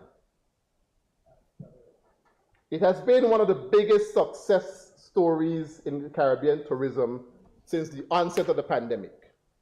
The U.S. Virgin Islands, which expertly navigated the uncertain waters of the pandemic and came up with record-breaking numbers. Indeed, from June 2021 to May 2022, the USVI had the highest level of hotel occupancy in the Caribbean, with a 72.5%, with a number of 72.5% occupancy.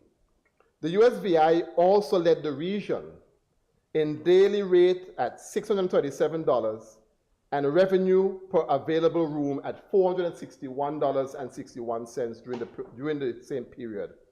And the numbers keep getting even better. That is the information given by the Caribbean Journal on the USVI.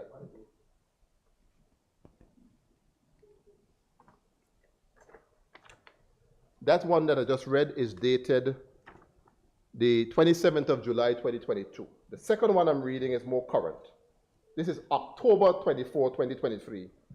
And it says, St. Thomas, St. Croix tourism surging. Air traffic and tourism numbers for the two biggest islands in the USVI continue to grow strong, according to the data. Through September, St. Croix is seeing a 25% improvement over the winter of 2019, a strong sign for a destination the USVI has been working to position with its own discrete travel identity. I remember, Madam Speaker, in this very house, speaking about the issue of tourism and the need for us to build up our tourism sector. I recall making the analogy that the USVI is eating our lunch.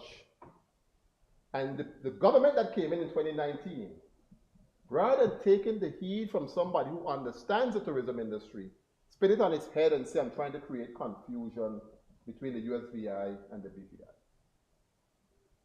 The governor from the USVI came up here during the election to endorse a party, and I understand why he did it. Because if the party remains in power and they continue to drop the ball on tourism, his numbers continue to grow. It was a stroke of genius when he came. Because they are benefiting, Madam Speaker, from what we are dropping the ball at. Now, you continue to my minutes, sir, because I have to remain quiet while you speak. Now, Madam Speaker, one way to grow your tourism industry is through new hotel developments.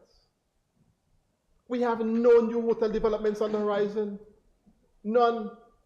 We continue to speak about Prospect Reef. In the budget speech last year, they mentioned Prospect Reef. In the one this year, they mentioned Prospect Reef. You drive across Prospect Reef, nothing but bush. You can't even see the building anymore. So, Madam Speaker, I went to do some digging just to see what other Caribbean countries are doing. And, Madam Speaker, I'll just read a couple very quickly. I'll use Anguilla. Any private resorts, a new 150-suite resort on Shoal Bay set to open in 2024.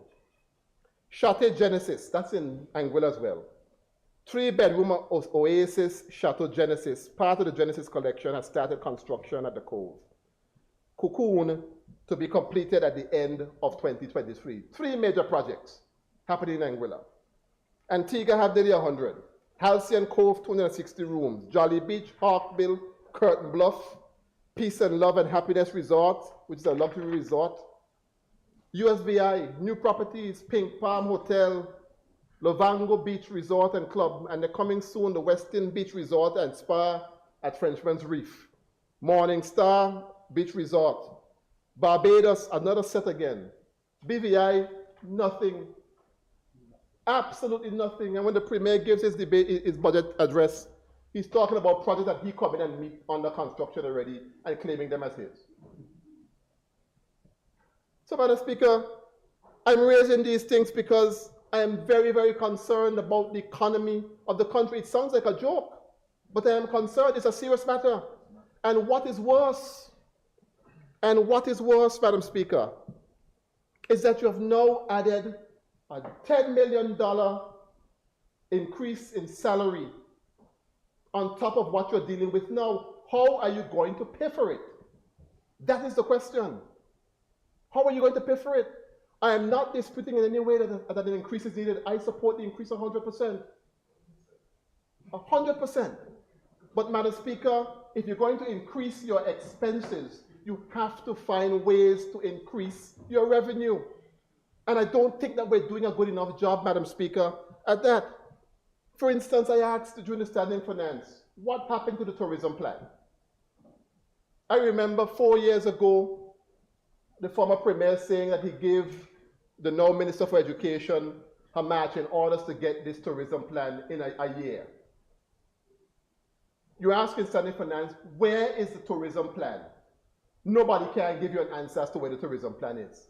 As a matter of fact, it seems as if the company has not even been engaged, or there's some sort of litigation. It was the highest. Everybody in the room, when I asked the question, was so frightened they didn't know what to tell me. You should have seen, Premier, you weren't there, so you were somewhere across the world shaking hands with the upper echelon. But we were down here, and the people could not answer, where is this tourism plan? So we are coming now. The Premier is saying he expects $401 million to be dumped into the economy for 2024, and he has no tourism plan upon which to do it. None whatsoever. And what is worse, Madam Speaker, is that now you have a tourist board that has a grant of $10 million, $10.3 million. I talked until I was blue in the face in standing finance to give the tourist board more money. I started asking some probative questions leading to the answer I want him to give me, the director. How much is your operating expenses? 8 million and change. When you finish here now, you know how much money you have to market this country? A little over $1.5 million. How are you going to get $401 million pumped into the economy on an investment of 1.5? How does that make sense to anybody who understands numbers and understands business? And your competitors are continuously upgrading themselves, and you are there dilly-dallying, spending money on other things that are not important, but the things that are important to the economy, nothing is happening with them. So how do we develop the product? How do we develop the product for the Virgin Islands? How do we do training? Because we need some training. You go into the restaurants, you go into the hotels, you go into the shops and retail areas that that are in contact with the customers, the tourists that come in, and we need work. But you have to put the investment in to be able to get those things done. Beaches. You go on the beaches now and you can't find a restroom. We have tourists going through the bushes to relieve themselves in what we call a luxury destination. You go up to Trellis Bay, remember, for the 9th, and you have tourists there lugging with their bags, praying that it doesn't rain, and they have to grab and run under the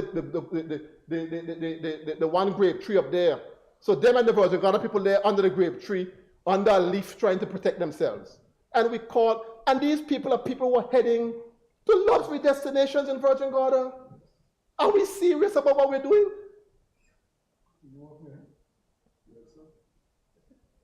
Are we serious? No, I have to raise these issues because it ties into employment. I want employment for my people. That's why I'm making noise with you. I want you to do something about the tourism sector.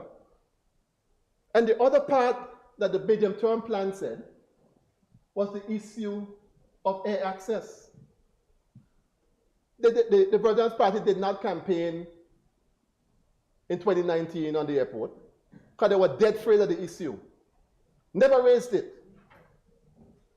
We have been the ones completely keep saying consistently we need an airport.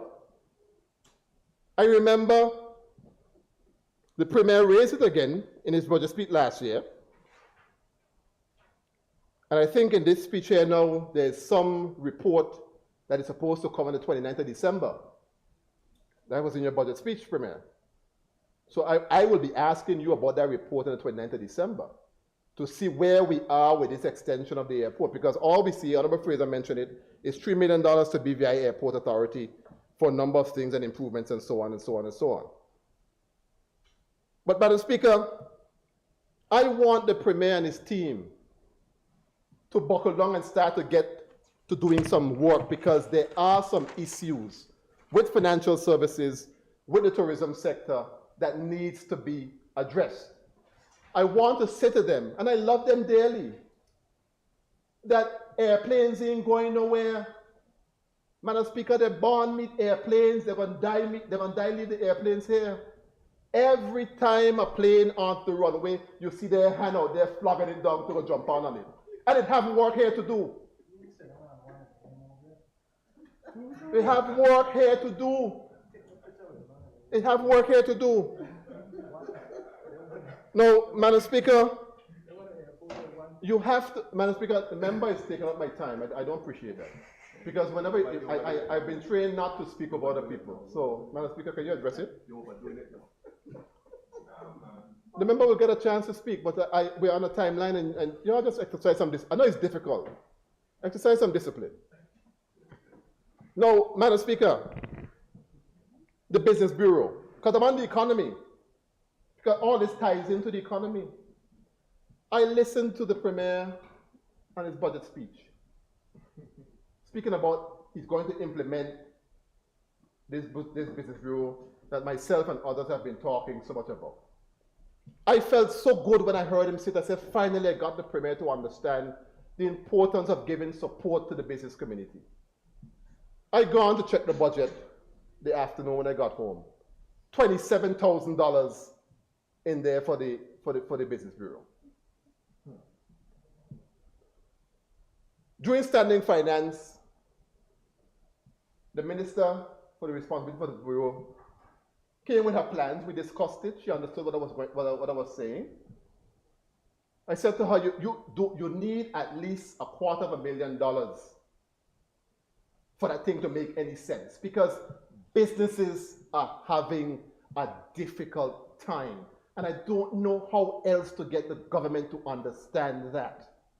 If the small businesses in the community are not doing well, it's going to affect everything else.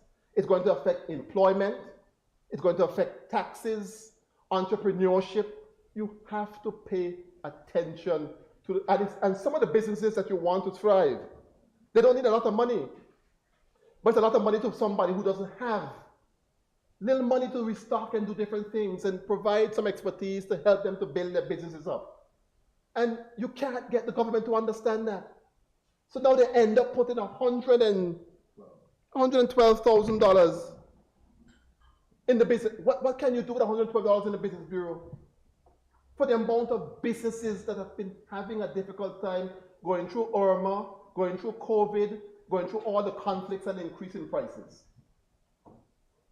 But then when you look through the travel section, for instance, and to show how we are not paying attention, Madam Speaker, if you look through the budget, the schedule of expenditure, you know what the travel for the government is for 2024? The travel for the government for 2024 is $2,737,636. $2,737,637. To fly up and down on plane, sleep in fancy hotels, eat good food, and do all or whatever you do.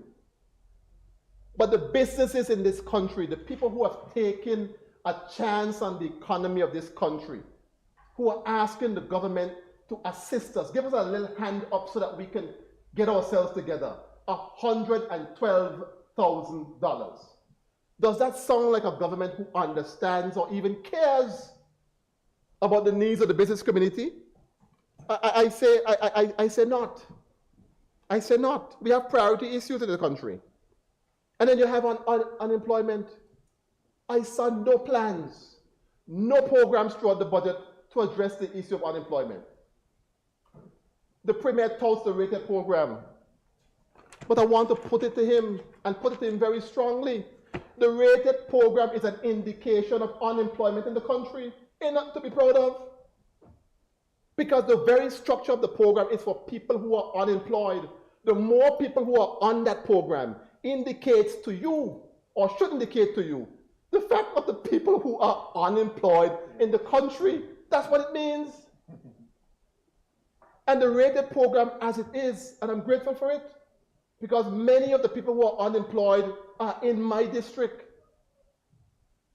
That's why, for instance, when they make the joke and they say, look, Myron, we're able to get 4 teams at 10 people so quick.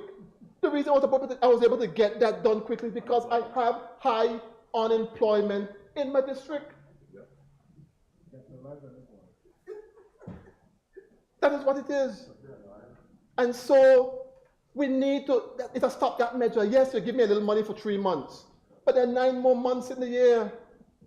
We discussed the program in here. I've shared the idea with you. I shared the idea with the Minister for Trade. Get a program together with the private sector involved so that the private sector pays half of the salary, you pay half of the salary, you come up with a program to usher people into full-time employment. There is absolutely nothing in this budget that addresses the issue of unemployment in the country, apart from the rated program, which is a band-aid for a sore. And then you have the program that discriminates against elderly people.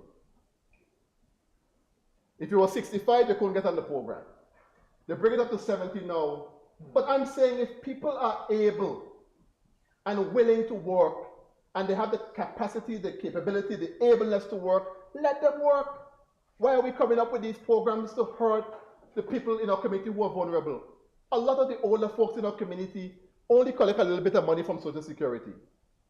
That can't live off of that, but they can go and be a part of the program. Free the program subject to people's abilities and ableness to be a part of it. And then we have the program that cannot accommodate differently able people. I remember specifically asking the Premier a question on that. What are we going to do with the differently able community? Lots and lots of people that want to contribute, but they are home sitting down because we have not created a pathway for them to enjoy the BVI. The BVI don't just belong to us alone, it belongs to all of us, including the old, including the differently abled. And the way you could judge a country is by how it treats the most vulnerable people in this community. And we are not doing a good job. We are actually quite awful at taking care of the people who are most vulnerable in our community. And we continue to make policies and programs that excludes them. Madam Speaker, I know my time is soon up. The issue of cost of living, Madam Speaker, has to be an issue that we have to address. And when I read through the budget speech, Madam Speaker, the Premier mentioned cost of living, but only in relation to salaries for civil servants. And when I read it, I said to myself, that tells me that ain't the financial secretary or the people in finance write that speech. Because they would have been able, I know Jeremiah, a bright fellow. I know him. He came up through the ranks. If Jerry had write that speech, he'd have put the full equation on that speech. I saw a speech that just basically boasts about paying civil servant salary. And then I know it's a spin doctor from Trinidad who write that. Because anybody here on the ground who understands this stuff would know how to put a comprehensive argument together in relation to cost of living. Cost of living is not just about giving an increase. It's a lot more than that.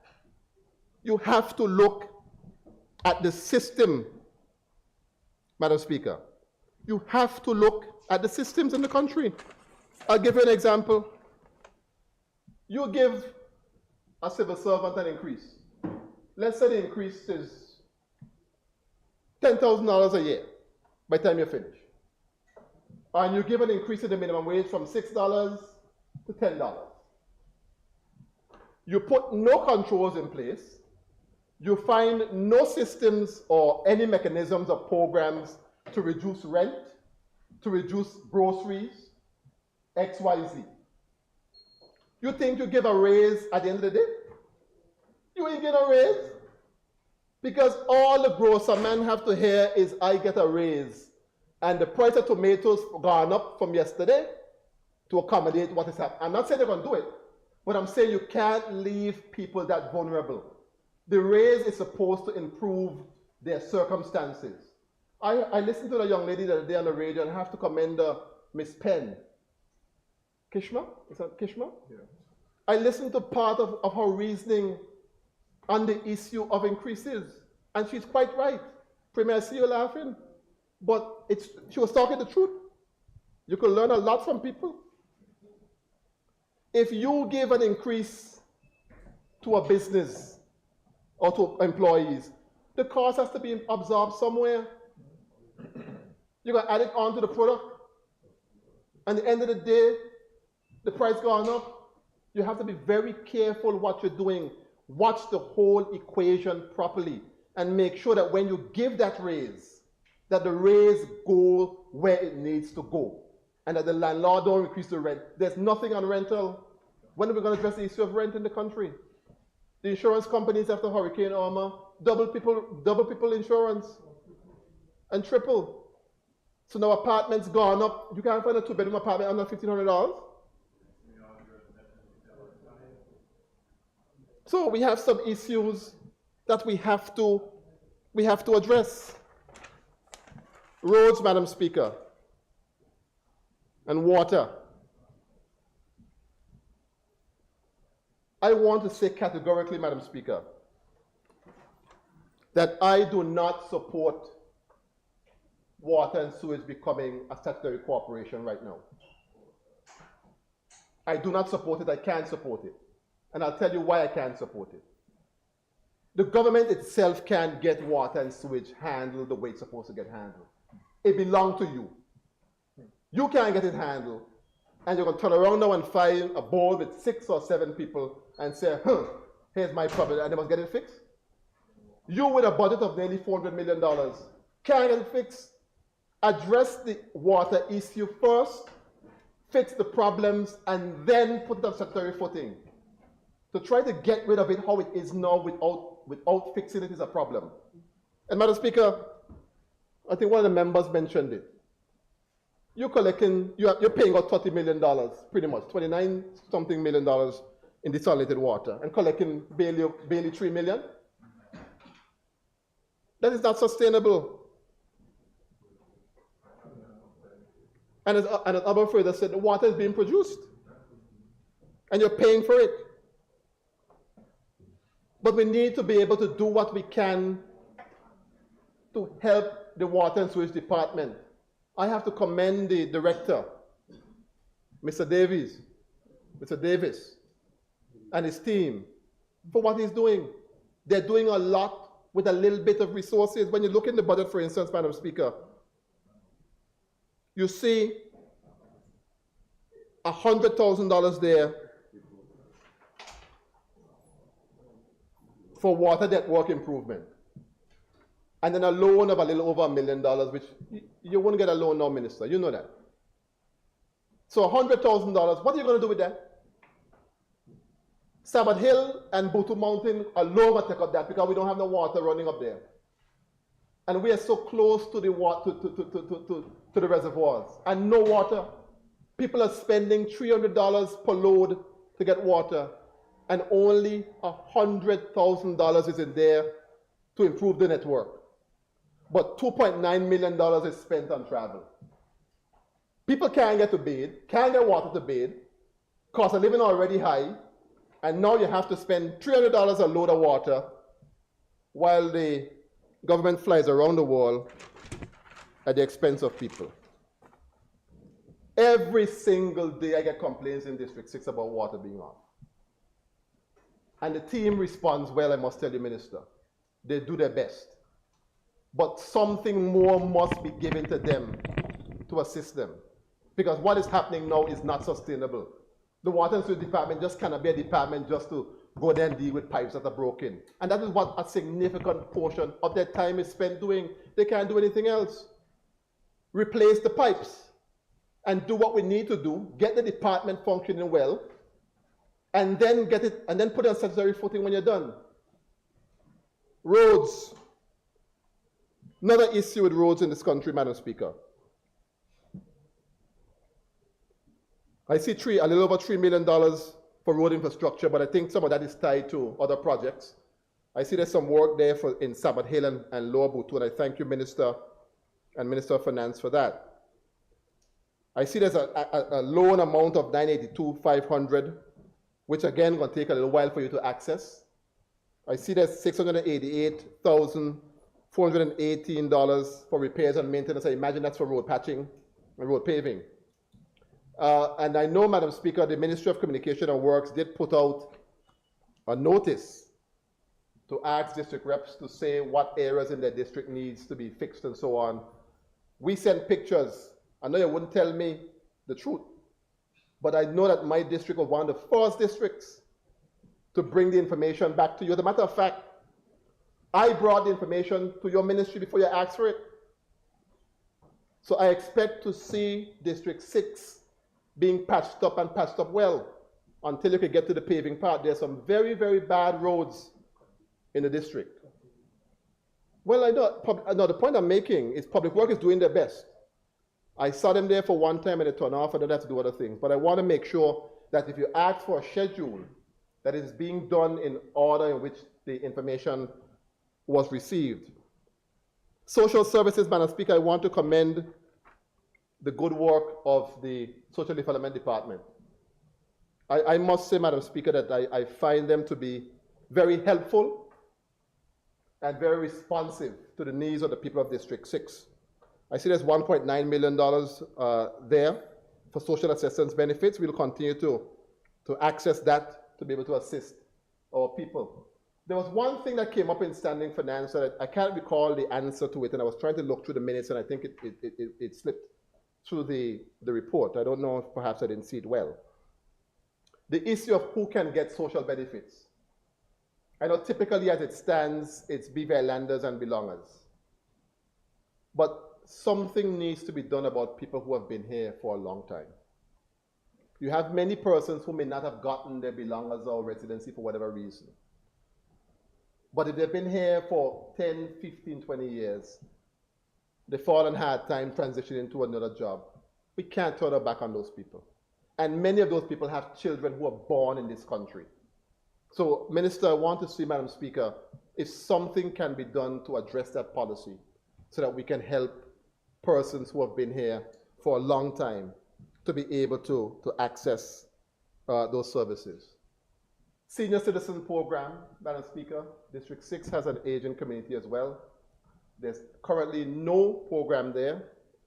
I will work with you, Minister, and with the Social Development Department to get a program in District 6. I know a suggestion was made that the District 6 people be transported elsewhere. We ain't going nowhere. We want the program right there in District 6. We're going to look for a location, and we're going to make sure we put that program on. One last topic, Madam Speaker, I have before I take my seat, and I'm trying to respect your time. Solid waste. That was a department that I gave the hardest time when they were in standing finance, because I'm not pleased with what I'm seeing coming out of solid waste department. Now, granted, I'm not blaming anybody for the problem over years, but it's time that we get it fixed. I've been pleading about my district, District 6, and the amount of garbage that district accumulates because of its location. I've asked you, Minister, I've asked the PS to arrange for an extra clearing of those bins during the day, particularly in the Puzzle Estate region. Nothing has happened. I've asked for bigger bins in certain areas to avoid the overflowing. Nothing has happened. I've asked for derelict vehicles to be removed from my district. They're telling me every day they're tagging them, and I ain't there every day, and I ain't seen a tag. When I called and I said I didn't see a tag, they said, oh, somebody come and take it off. I must be a move. Because if somebody take off the tag, at least I will see some remnants of the tape on the vehicle. So something is happening there that needs some work. And so, Madam Speaker and Minister, I'm asking you please to do whatever you can to address that issue. Madam Speaker, I want to take this time because I know even though we have questions, we wouldn't be back, or we may not be back, of course, subject to your direction, before Christmas. I want to wish the people of the Virgin Islands a Merry Christmas and a bright and prosperous 2024. I want to say that particularly to the people of District 6 who have elected me to this House of Assembly. I am particularly grateful to that district, my home district, Honorable Fraser. No, my home district.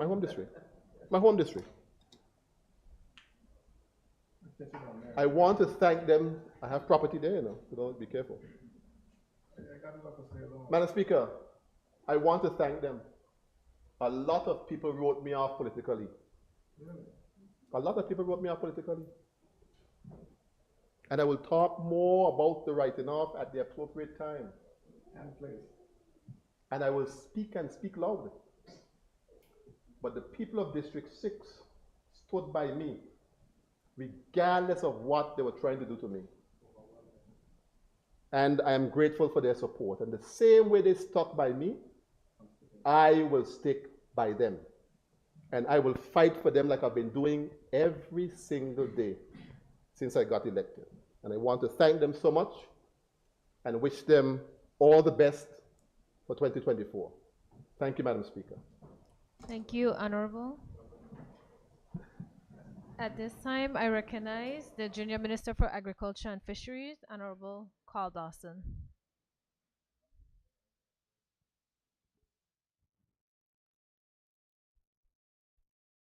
Thank you very much, Madam Speaker, for the opportunity to contribute to the debate in this House. And I will take the example from my colleague of greater years who just concluded his remarks. And I'll begin where he ended by extending all the blessings for a wonderful Christmas season and a productive and progressive 2024. Firstly, to the people of the First District who sent me here, and then to persons across the Virgin Islands and indeed across the world. Merry Christmas from my family to yours. As I stand here, Madam Speaker, I too would join the chorus in complimenting you and your team, as well as the team from the Ministry of Finance for the hard work done on preparing this year's budget, even in difficult times. We are facing threats to our financial services and increased competition for visitors to our shores. And this budget has been prudently developed, Madam Speaker, to ensure continuation of key initiatives and to establish new ones. And while I'm giving thanks, Madam Speaker, I would like to thank the veteran members of the House, such as the senior member from the 3rd, straight across the board on both sides of the aisles, as this was my first budget exercise, and I tried to listen more than I spoke so that I could understand better the process.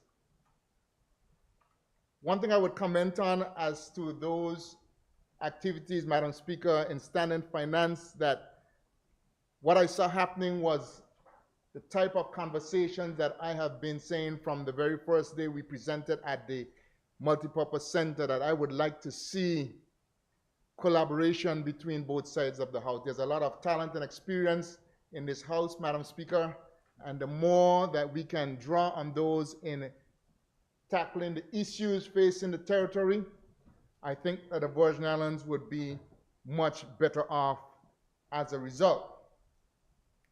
And I'd also like to thank in particular my colleagues, the Minister, the Deputy Premier, and the Minister of Communication, for they ensured that the seat of the Minister of Finance was filled at all times during the standing finance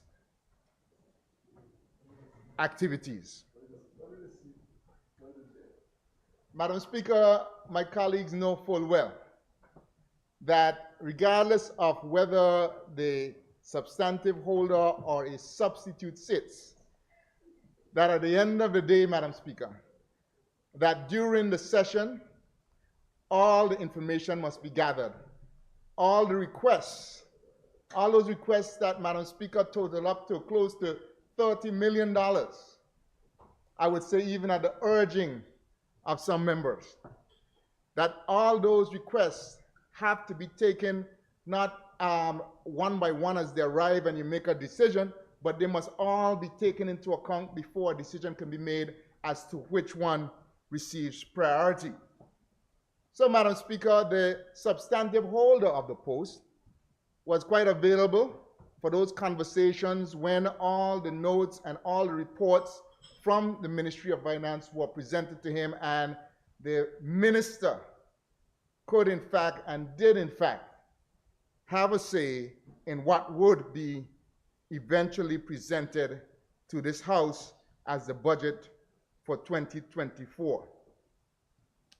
Madam Speaker, the world is at our doorstep, and the issues that seem global impact us every day.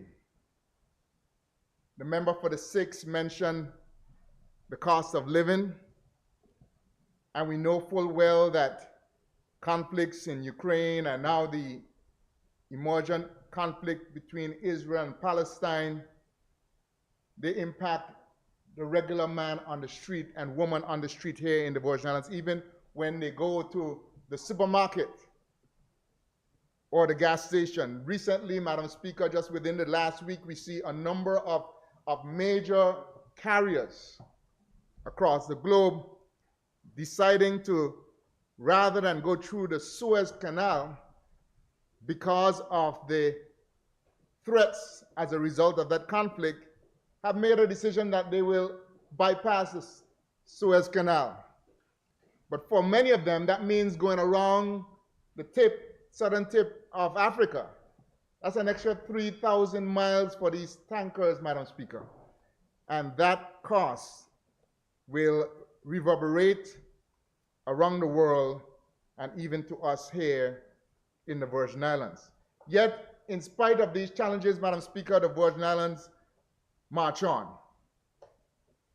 In spite of the challenge, this budget continues as a standard for ensuring that domestic and foreign debt payments are made, thus ensuring a sound fiscal reputation for our territory in the marketplace, to ensure that there is support for our developmental goals. The importance of our credit worthiness, Madam Speaker, and this budget ensures that that tradition continues here in 2024. Yes, Madam Speaker, this budget allows us to meet our obligations and press forward in areas that have been talked about over and over but have not progressed to implementation. Madam Speaker, earlier my colleague mentioned, and I'm not sure of the date, but all I could say is a long, long, holy time, right, Representative for the 2nd, that's how you would say it down outside. Yes, a long, long, holy time since the salaries for public servants was reviewed in any comprehensive way. And while I hear the member for the 6th, and in fact would agree that the impacts of this can go on in various ways, the fact of the matter is, Madam Speaker, one of the roles that we have to play as government of the day is to help to right-size government and ensure a more attractive pool of talent for the positions available in our government.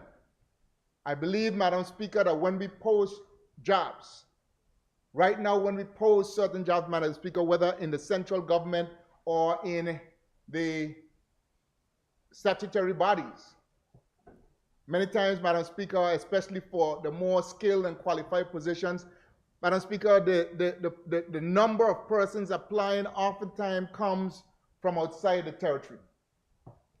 And Madam Speaker, it was and is a result of non-competitive salaries. That is certainly one of the factors. And I can speak to this, Madam Speaker. I had the opportunity to serve on statutory boards, and I remember we were seeking for a position, a CFO position, and the first round came back, Madam Speaker, and there were no Virgin Islanders on the list. And we had to make a decision, well, we're going to go ahead and choose maybe between the Trini or the Jamaican or the St. Lucian. Madam Speaker, I said, no, let's stay your hand. Let us put our heads together, let's make some calls.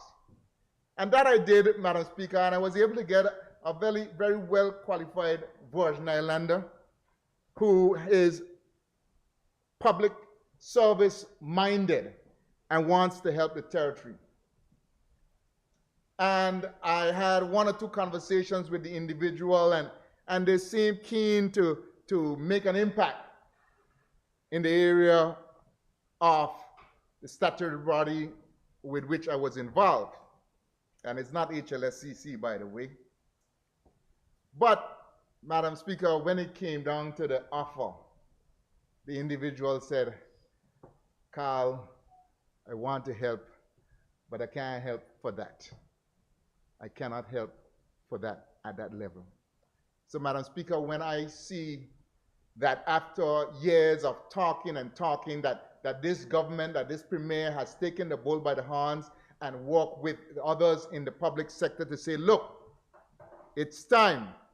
It's time that we seek to move the public service into another level of accountability, another level of attractiveness, and we must do so by readjusting the compensation to make it more attractive, not to attract persons from abroad, but right here in our market, Madam Speaker, we have Virgin Islanders who, by virtue of this increase, may now come a part of those who may seek to serve their country, but without tremendous personal sacrifice. Yeah, the salaries may not be all the way up to others, but it's much less of a sacrifice when it is implemented. Madam Speaker, of course, if we are going to get the most of our public service, it means that training must be a key part. And I will commend the new Virgin Islands Public Service Learning Institute, which was initiated in this current year and is funded in the upcoming budget because it aims at building capacity among public servants. So this initiative, on the one hand, would seem like, well, we are paying more, but I believe that we will be able to be more competitive in terms of the persons we recruit, and as a result, more productive as a public service. Madam Speaker, I also want to praise the courage of the Premier as he works with other public servants and his government on the question of a matter that has been around for a very long time, the question of contributory pension for public servants. It's been around for a very long time. Madam Speaker, let me tell you how long I know it's been around. In the 1990s, I had the privilege to serve as the faculty representative on the board of governors at the H.L. Stout Community College. And I remember, Madam Speaker, that at that time we were just then looking to bring up the issue of a pension scheme for our own employees at that time. And while we were in the conversation, Madam Speaker, a board member at that time, now of blessed memory, the then Deputy Governor Elton Georges, he told us at that time, Mr. Chairman, the chairman may have been Mr. O'Neill at the time, let's hold off on making a decision for the college because the public service is about to introduce a contributory income scheme, and maybe how the program is structured, other public bodies would be able to enter in as well. Madam Speaker, I remind you, I said that this was in the 1990s. And we've had, since then, Virgin Islands Party governments. We've had National Democratic Party governments. We've had, well, we didn't have only them two. Sorry, leader opposition, only those two. And the coalition. And it was this government, at this time, said, we are going to do it. All the plans are not yet in place, but I know that we have funded the implementation study to ensure that this takes place. And all members in this House, Madam Speaker, I think would agree with me that it's an idea whose time has come, and that in fact what we are doing is unsustainable, and I would say it borders on irresponsible, that we should seek to fund pensions every year out of the recurrent budget of this territory. So, Madam Speaker, I believe that all of us in this House who passed this budget this year will be able to look back and say this was the occasion when we got the balls moving, the wheels turning, to ensure that contributory pensions is in fact a reality. This will untie the government retirees from the government's annual budget, and it will make better secure their pensions and give them a little bit more autonomy over their pension, depends on how it's set up, and likely will hold potential for greater payments for these very individuals. As we were involved in the standing finance and the budget process, Madam Speaker, I realized that that entire process is founded on what I believe to be one of the key footings that I think we need going forward as a territory.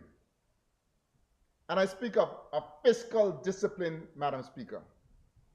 That as a government, there's a level of fiscal discipline that must be exercised.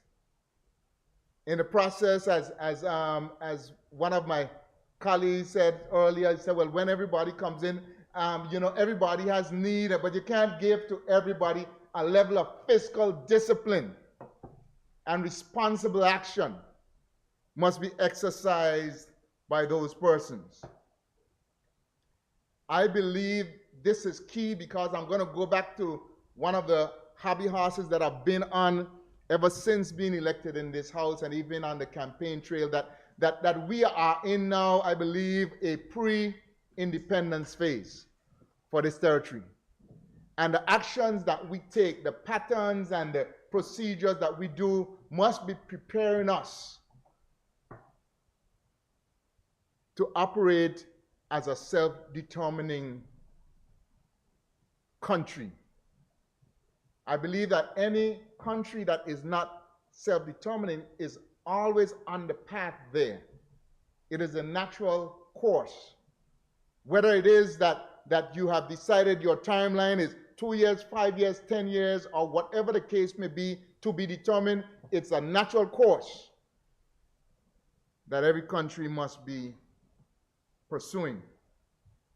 So, Madam Speaker, we have sought to be fiscally responsible in developing this budget, and we will continue to improve our processes of planning and strategic priority development to ensure that the money spent, Madam Speaker, will be spent where they will do best for the territory. And there's no question, Madam Speaker, and the member for the 6th said it right. He mentioned that it was good to increase the salaries, but where are we going to get the money to pay this? And it's a concerning matter for me, and I believe for all of us. And that's why, Madam Speaker, that we applaud the efforts and the potential for various government departments to increase or develop revenue streams, Madam Speaker. I believe that the Virgin Islands Shipping Registry has potential to increase their revenue streams. They have just been furnished with legislation that makes them a statutory body, and I really believe that that is an opportunity for them to be more agile in the marketplace, and hence, Madam Speaker, enhance the revenues and the reputation of the territory. Madam Speaker, I also believe that the BVI Airport Authority has potential as well. We also believe that even in the emerging area of waste management, that department can move from a net user of forged funds to a net producer of funds. Madam Speaker, the member for the 6th District was concerned and questioned the figures with respect to tourism. And he furnished us with several pieces of information relative to what is happening in other territories. Madam Speaker, I do believe, though, that the projections for increased growth in this territory are well-founded. Aside from projects that may yield benefit further down the road, such as the developments at Naniki, the developments at Norman Island, I believe, Madam Speaker, that even in this 2024, we know the imminent reopening of the Peter Island, the iconic Peter Island Resort and Beach Club, will increase our accommodation capacity and increase it at the highest levels, Madam Speaker. Bitter End is also moving forward. There's word that Barrish Creek may be moving forward. And we know, Madam Speaker, and I know my member for the 6 knows full well that if we're going to talk about increase in tourism, there are 2 things that we have to talk about. The conversation must include increase and availability of demand, access to the territory. And I believe that what we are seeing as far as the demand for travel to the territory, even through one single source, the American Airlines, which started with 1 flight, and now there are points in the coming season where there will be as many as 3 flights a day. The member for the 3rd would know full well, and I know he has a gorgeous house. If they come, Madam Speaker,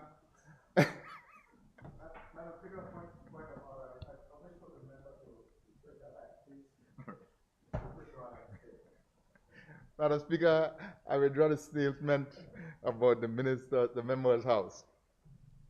But I will say, Madam Speaker, that given his experience, he knows full well that persons coming to the territory in those numbers must be coming to stay somewhere. They must be coming to stay in a hotel. They must be coming to go on a charter yacht. They may be coming to stay in a villa. But all of them amount, Madam Speaker, all of them amount to increase demand for accommodation services, for travel to the territory. And, Madam Speaker, as a result of that, I think we can all agree that the projections related to overnight travel, overnight stay, and overnight revenue in the Virgin Islands are well founded. Madam Speaker, I have spoken about a couple of things on the national scene, but I'd like, Madam Speaker, to take a minute or 2 to turn my attention to the district that I represent. And Madam Speaker, I'm so pleased to see that in the budget, there are allocations for 2 of the major projects in the district. We have seen the start of the North Coast Revetment and Development Project, the Sea Defense Project as it's otherwise called. And I see $500,000 allocated in there, and I expect to see that project move forward in 2024. That project will provide defense against the wave action, provide sidewalk for safe pedestrian usage, and generally enhance the aesthetics of the area. Madam Speaker, there is also funding for the Western Ferry Terminal, and the project is getting to a critical point where groundbreaking will take place early in the new year. Madam Speaker, these projects are critical not only to my district, but in the territory as a whole. And we have also been in conversation with the RDA to ensure that the activities, the services currently provided by businesses in the district will continue even after the start of that project, Madam Speaker. Madam Speaker, I cannot continue talking about our district without also speaking of the other matters that affect us. One member mentioned a short while ago about the incinerator. and I stay close to those involved to ensure that it is moving along. And I thank the Minister for Health and Social Development for including me as far as information and conversations related to this critical matter. Madam Speaker, waste is already and further becoming big business. And that is what we have to do as far as moving this process along.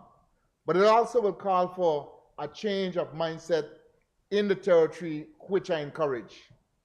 And we will have some initiatives in the 1st District that will seek to move the whole recycling and reusing, composting agenda ahead in the coming year. And we'll also seek to see how it is that we can turn the cycle into business opportunities for those in the territory.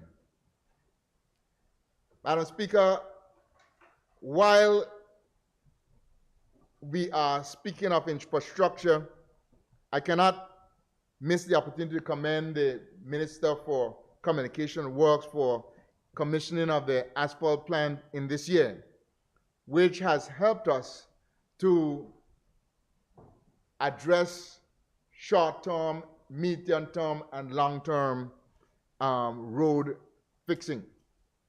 We have already started to see the patchings. We've started to see some overlay in some areas, and we know that the ministry has planned for comprehensive road developments.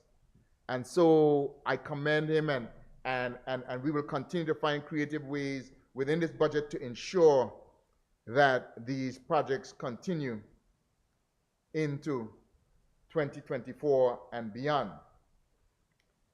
I mentioned earlier about the tourism and the access.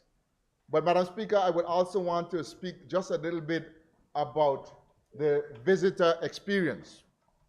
Because when we speak of the visitor experience to the territory, Madam Speaker, we are speaking of the reputation of the territory and the economic impact on the territory of persons who have had positive and pleasing visitor experiences. Madam Speaker, while in the Standing Finance Committee, many of us were there when we heard of the challenges faced by the National Parks Trust, Madam Speaker. Madam Speaker, there is a carrying capacity problem at many of our most significant sites. We mentioned, the director told us of the situation at the Bats, for instance, and the need for us, Madam Speaker, to diversify the offerings just by installing and putting in place certain facilities at other sites to make them as attractive as